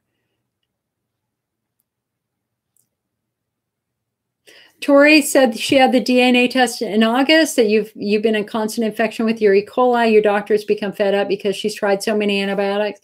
So that's when you call the company. You know, I mean, you have to understand that we have bacteria in our body anyway, in our bladder anyway. So the question is it a harmful population? We would naturally assume that E. coli would be fairly harmful, but you know, and this is a question we don't really understand. Is there E. coli that would naturally normally live in the bladder that is supposed to be there? It's one of the mysteries. And so what Microgen says is that patient showing any other signs of infection? Do you have pain? Do you have frequency? Do you have fever? Is there any other sign indicative of a pathogenic infection happening? If there is, then that justifies antibiotic therapy. If there isn't, and it's a passive infection, then perhaps the antibiotic therapy, it would not be as necessary. I have shared that I had the test done last spring because my urine was very cloudy, and they found a very tiny population of E. coli. But because I had no other symptoms other than cloudy urine, I decided not to treat it because it wasn't bothering me. So we're at this really important part of really trying to understand this urinary biome. So maybe you need to back off of the antibiotics for a while, and or I would call the company and consult with the company and see what they're finding.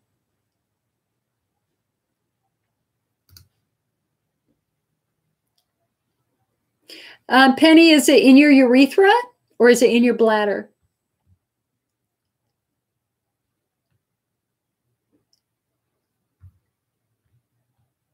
Cheryl, I wish I could give you a hug right now. And I know you would give me a hug too, because you know I'm facing that life, right?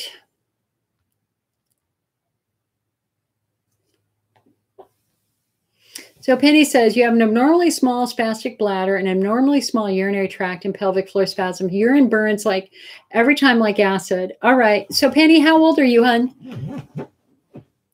How old are you?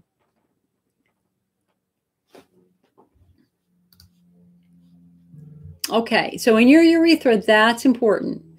So let's talk about this for a moment. This is a three-dimensional picture of your bladder and your urethra. This is a mucous membrane covered organ, right? So, I mean, let me explain. So think about it. The bladder is the only organ in the human body designed to hold toxic waste, because urine is body waste. Urine contains ammonia and urea and other things that we're trying to get rid of. So how can the bladder hold ammonia for hours at a time and not get damaged? I mean, that's the miracle of the bladder, is how can it hold toxic waste for hours at a time and not get damaged? And the answer is that your bladder is like your mouth. It is a hollow organ covered with wet mucus. And here it is from the side. So you've got this layer of mucus in blue, and then you've got a layer of cells that are 4 to 5 layers thick. And then underneath that, you've got nerves and blood vessels, right? So it's this mucus which acts as a protective barrier. So if you've got a nice, good, healthy coating of mucus, your urine cannot get anywhere. If your mucus is damaged, look at that. The irritants in your urine reach exactly where they're not supposed to be. They reach these cells and they get here. And that's what's causing some of your burning, especially your urethral burning. It's probably estrogen atrophy. You are 49 years old. You are perimenopausal for sure. And unfortunately, this mucosal barrier is estrogen dependent. So when you're young and you have lots of estrogen, you have lots of mucus. When you're older and perimenopausal, you have less estrogen, often much less estrogen. Therefore, you have much less mucus. So your bladder's ability to defend itself is diminished as we get older. So that burning is either coming from urine that is getting here and triggering these nerves, or you are having, okay, there you go. You had a total hysterectomy. So you have no ovaries. So you had been in full menopause for a decade. So your mucosal barrier is very thin now in your bladder and in your urethra. We call this the genitourinary syndrome of menopause.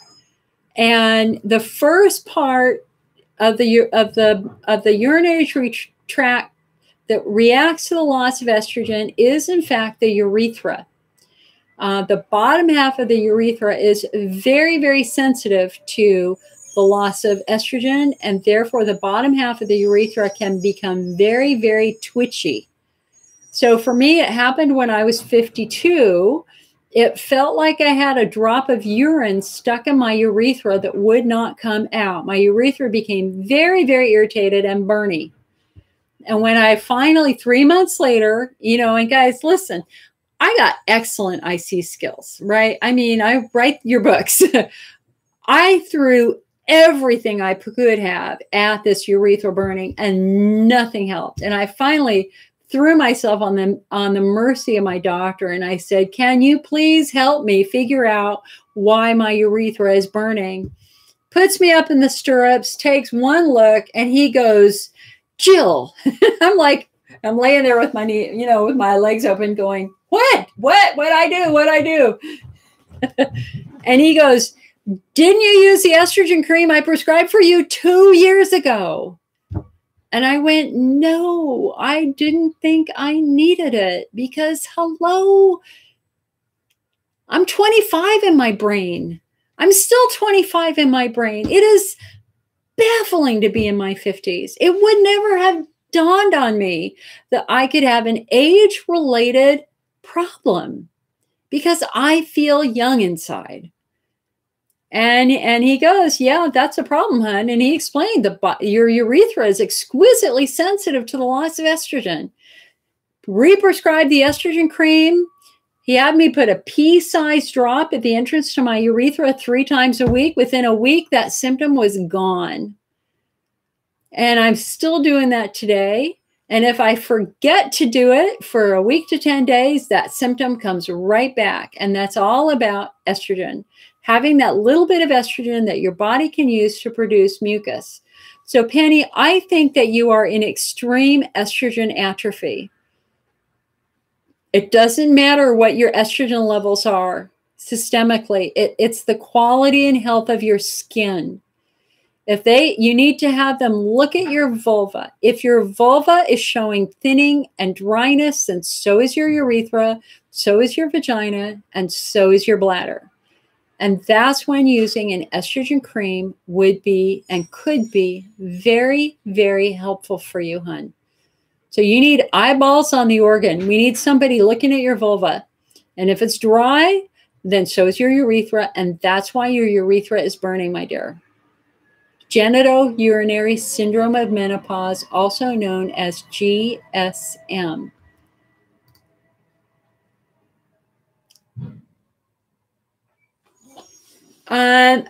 So we're talking a cream here. I'm not talking about an oral. We're talking about a cream. And occasionally we see doctors do that, but unfortunately, I do not believe that testosterone plays any role in the production of mucus. Estrogen would. And so it would be a very interesting discussion to have with your doctor to see if you could try a topical estrogen product to see if that might be useful. It certainly helped me, and it's helped many, many patients. Again, genitourinary syndrome of menopause. I would Google it and look it up because I bet you that's exactly what's happening with you, hon. You know, I had the total hysterectomy 2 years ago. I can't even begin to imagine how I would feel 10 years later with no estrogen. I'm already in a world of weirdness because of my hysterectomy. So Gigi right here just says that it made a huge difference. Thank you, Melissa. I'm happy to do it. You guys, listen, if you like these support group meetings, you got to help us. I need you to become a member of the IC network because that's what makes this happen. And when you become a member of the IC network, you can get our magazine, the IC Optimist. The IC Optimist is much more in depth than our website. And I don't put this content on our website for 6 months. So you get it first. You get much more comprehensive stories. So if you can come on over to the IC network and become a member, that would be incredible. Or you can make donations to the IC network, end of the year donations. We just got a lovely one from somebody on Facebook. A couple of really wonderful donations, or, you know, at least just buy your books and your supplements from us. That helps tremendously because that's what keeps us going. So please, please think about that. There's no over-the-counter estrogen. However, Penny, let me show you one thing I think that might help too. Hold on.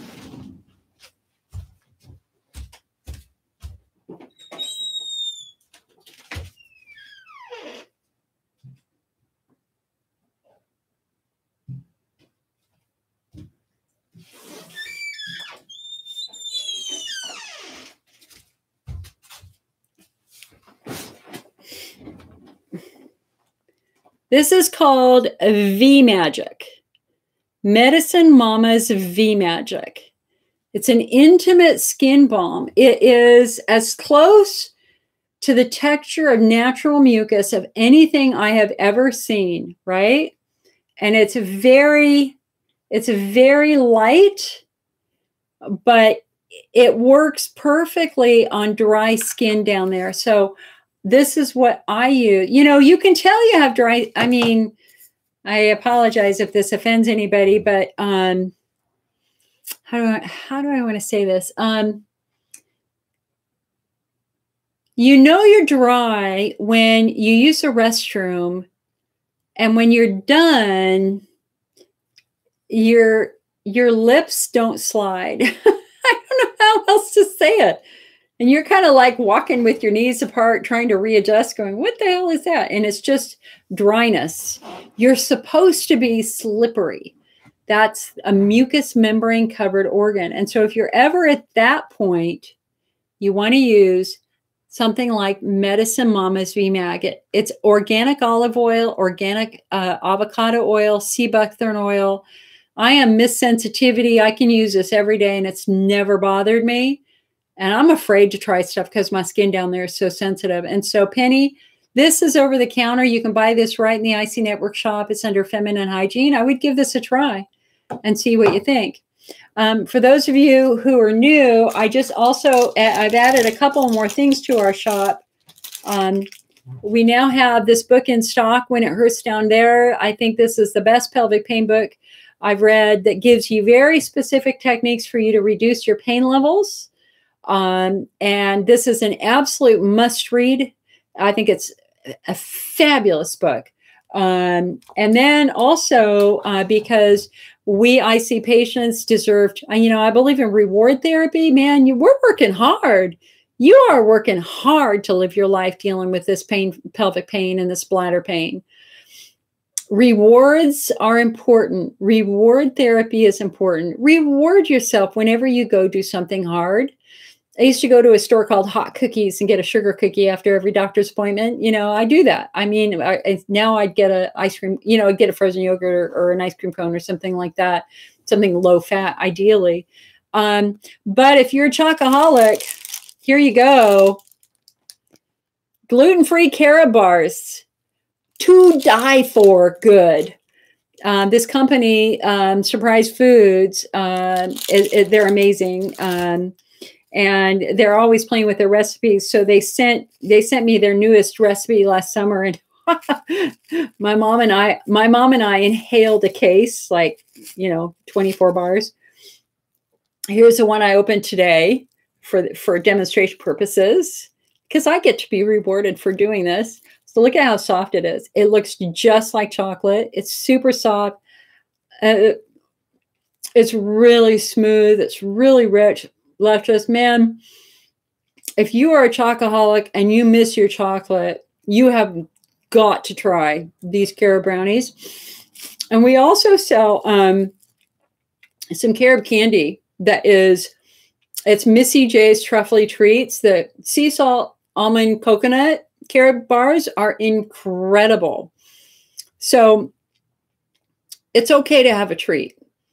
And I'm always happy when I find something that we can enjoy that won't irritate our bladders. And this also uses the ingredients are, what are they? I need my reading glasses, not my computer glasses. Maple syrup, gluten-free flour blend, organic heavy whipping cream, butter, organic carob powder, egg white. And they use a little bit of white chocolate butter in it, which is fine. And a little bit of olive oil and baking powder. So I'm telling you, if you want a treat, try it. We only have 36 in our store. And we're keeping them frozen. There's no way we could ship them in the summer because they're heat intolerant. But so if you want them, get them now. Get them for Valentine's Day. This is going to be my treat for the day because I'm trying to lose my menopause belly. Penny says, does V-Magic have estrogen in it? No. But it will certainly keep those tissues nice and moist so they won't be so dry and sensitive. Gigi says a carob can be high in oxalates. If you're oxalate sensitive, then you want to be, I wouldn't eat a lot of it, but just like you wouldn't be eating a lot of spinach or blueberries or something like that, or almond milk if you're sensitive to oxalates. Melissa says, I was told by my gyno that I could not use estrogen because of your endometriosis. Okay, I've eaten the whole thing. Dang it, I cannot stop myself. It's so frustrating. I literally cannot stop myself, especially after dinner. I got to eat that one thing. Okay. So, Melissa, in those cases, since you cannot use estrogen, then something like V-Magic is going to be ideal for you because you can use this safely and it would help the dryness. But something else that you could try is the Luvina product line. Luvina makes a vaginal moisturizer and lubricant that a lot of people cannot take estrogen use. You do it 2 or 3 times a week, and it's for vaginal dryness due to menopause, antibiotics, medications, douching, diabetes, contraceptives, or autoimmune disorders.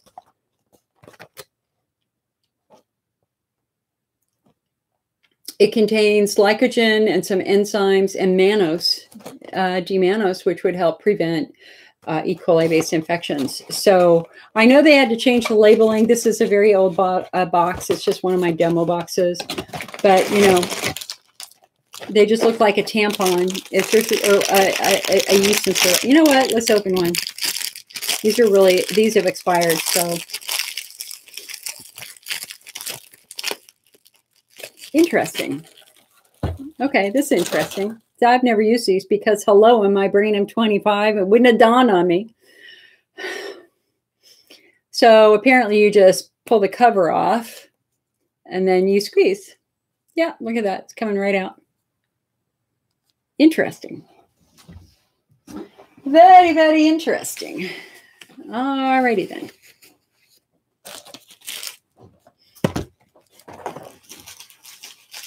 All right.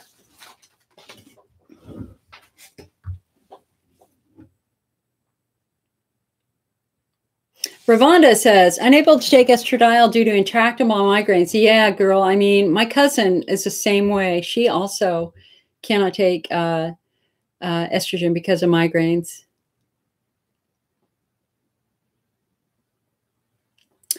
Well, you know, yeah. Not sure what to do. I mean, again, the Medicine Mama's V-Magic is perfect for external dryness. The question is internal dryness. And some people do probiotics. Some people, do you guys know who Dr. Jen Gunter is?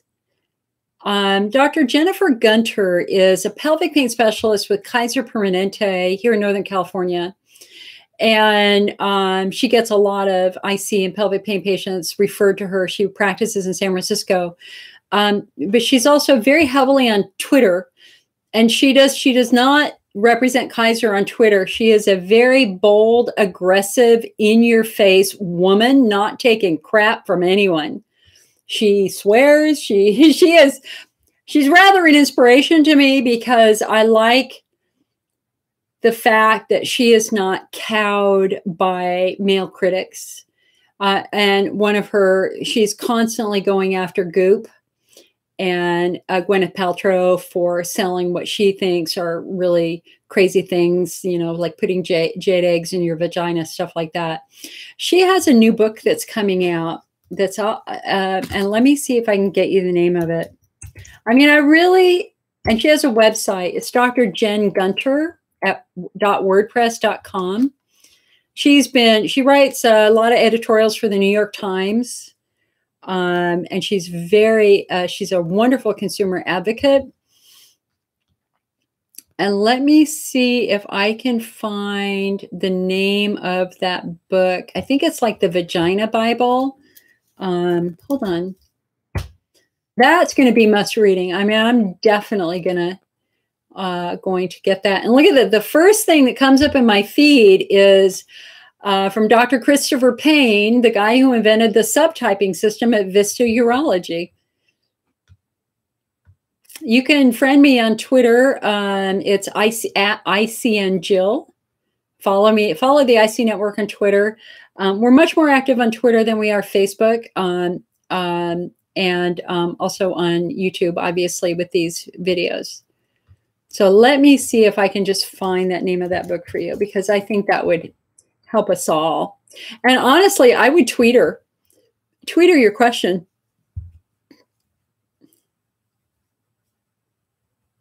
Her theme on her book is, I mean, her pin tweet on her feed is, come for the sex, stay for the science, come for the science, stay for the sex. She's the gray ladies gynecologist, women's health expert, sexpert, appropriately confident, wields the lasso of truth, pony sister, I speak for no one but me. Oh, and they had a bomb threat across the street 5 hours ago at work. Holy moly. Let me just see if I can get the name of that book for you. It's something like the Vagina Bible. She's very active on Twitter. She is running between all these patients. And she's not afraid to swear. Believe me, she does.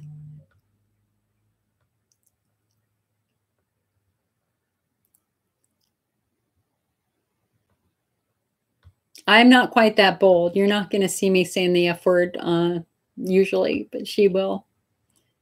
Well, anyway, I'm not saying that because I just, her knowledge level is good. It's very, very good. The genitourinary, GENITOURINARY, genitourinary syndrome of menopause. Becky says she has vulvodynia and vulvar vestibulitis. So would these cause an issue with using Luvina? It's kind of one of those things where you just might have to try it. I've never used it, but it does have propylene glycol in it. And propylene glycol can be irritating to sensitive skin, whereas the Medicine Mama's V Magic does not have any preservatives in it that I can see. Yeah, it doesn't. There's no preservatives in it at all. So I think I would be a little bit more inclined to do the V Magic first. And then if you get really dry internally, I mean, you could Google vaginal moisturizer, but don't do some crazy stuff like put Chinese herbs in there or anything like that. You know, you got to look at the testing. And if you find something and you want me to look at it, I'd be happy to look at it for you. Yeah, Becky, it was the propylene glycol. That's the problem with Luvina is that, it's a mass market. It's got to have a shelf life. How do they make it have a shelf life? Is they put preservatives in it. So I would suspect that it was the propylene glycol, just like propylene glycol can also irritate in estrogen creams and things like that. However, I do believe that they had to reformulate. I think they, then they're in the process of building a website right now. I think that they had some issues with their marketing that was brought to their attention by certain government authorities, perhaps. I think. I might be wrong. Don't quote me on that. Hold on. God, I hate doing that.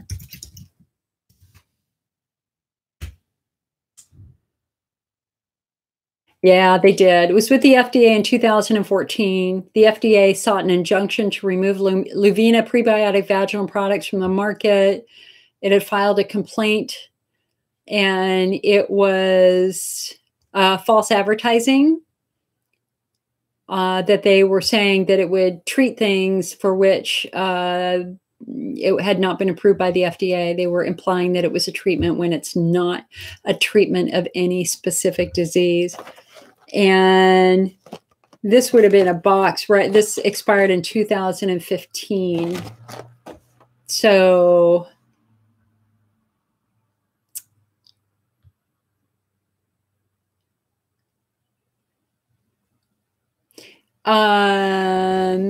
Yeah, you can Google it. They're reprimanded by the FDA for using, they made some statements they shouldn't have made.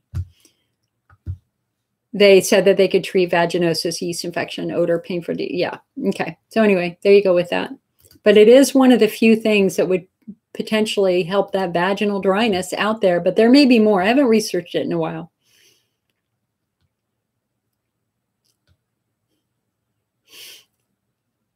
Yes, Gigi, you should. There shouldn't be any problem at all doing them both. I do them both. This is very benign. I mean, it's just literally a little soothing oil. Think of Vaseline. Would Vaseline cause a reaction with estrogen? No, this is better than Vaseline because it's natural ingredients. I wouldn't expect it. I mean, I would think you would use the estrogen. You wouldn't necessarily do it at the same time. You do what I do is I use the estrogen one night and then I'll use this the next night if I'm feeling dryness. And I don't use it every night, just when I need it. But I really, really love it.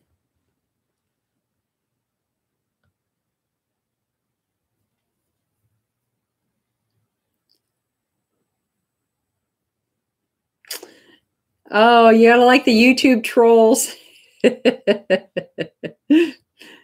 People dropping into the chat without IC, saying silly things like somebody said he ate a worm. Oh, that's hysterical.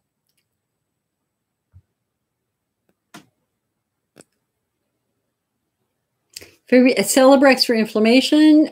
Sure, it's not on the IC treatment protocol, but if your doctor wants to give it a try, be interesting. You try also doing Elmeron freeze-dried aloe and pre-leaf. Okay, reasonable. You know, you're doing some step 1 and some step 2 stuff. I think now you got to give it a time, kind of write it out. Make sure you're drinking plenty of water. Follow the IC diet. It sounds like you're IC subtype 2, bladder well driven. So that's logical. That's what they have you on is logical and it makes sense. But just remember, pelvic floor, a pelvic floor workup is a normal part of your diagnostic workup now. So it's just very important to make sure that if your pelvic floor muscles are tight and involved, that they be treated too, that you don't just do bladder stuff. You got to treat anything that's hurting. If it's your muscles, you got to work with your muscles.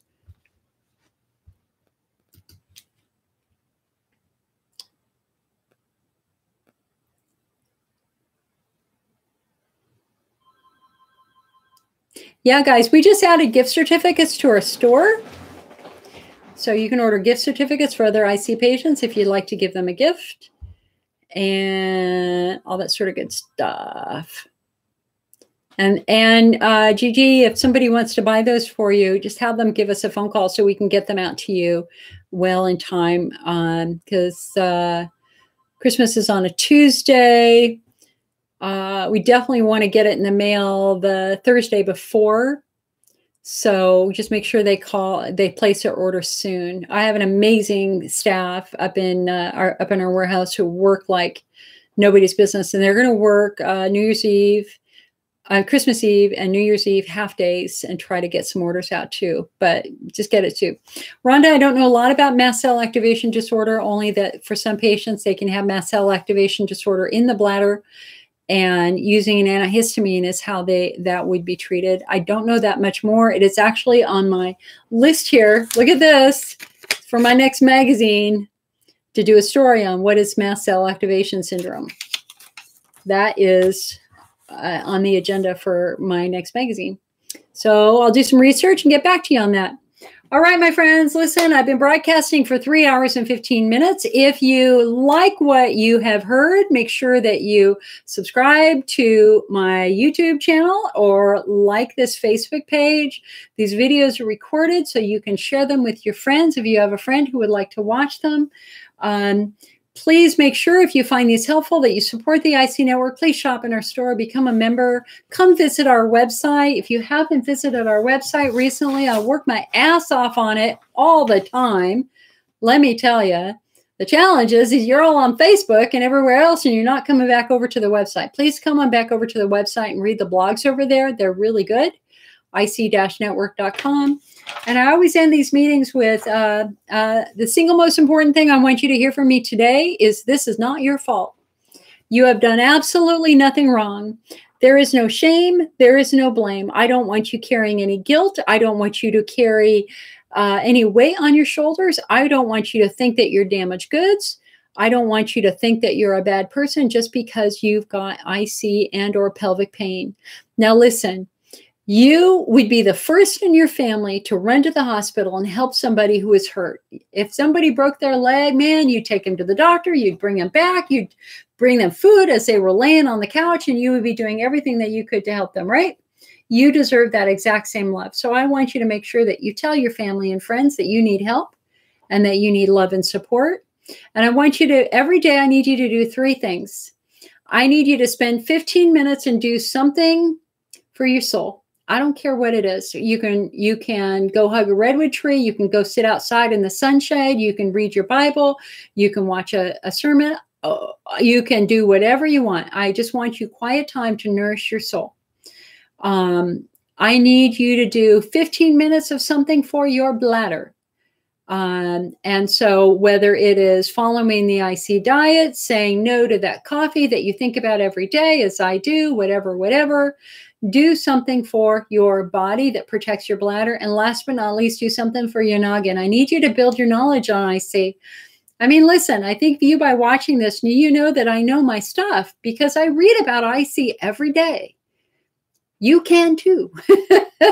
I don't read about IC all day, every day, but I do try to read an article a day. And that's what I want you to do. And the way you do that is by coming over to our website and reading our blog so that you don't have to do all the work that I do. And those will empower you. They will help you talk with your doctor better. You will do many more good things if you start reading a little bit more. Don't read on Facebook. Don't read in the groups. You got to come to a source which is grounded in really good fact-based knowledge. And that's what the IC Network brings to you. We are rated #1 in the world on IC by Harvard Medical School and the University of London in England. Alrighty. So it is the holiday season. I hope that you're having a lovely holiday. I got my earrings on. Got to have some fun, my friends. Have some fun with it. Wear a hat, got a little Christmas tree going on. Fill your home with the holiday spirit. I hope you're feeling it. All right, I'm going to say goodbye. I'll see you later. Have a good one. Happy holidays. I'll see you on Sunday, actually. We'll be doing a live meeting on Sunday. All right, YouTube. Facebook is shut down. We are coming to YouTube. Last call for questions.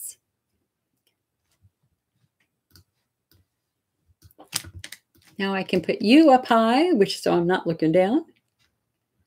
All right, my friends, be well. Have a good day. I hope you sleep well tonight.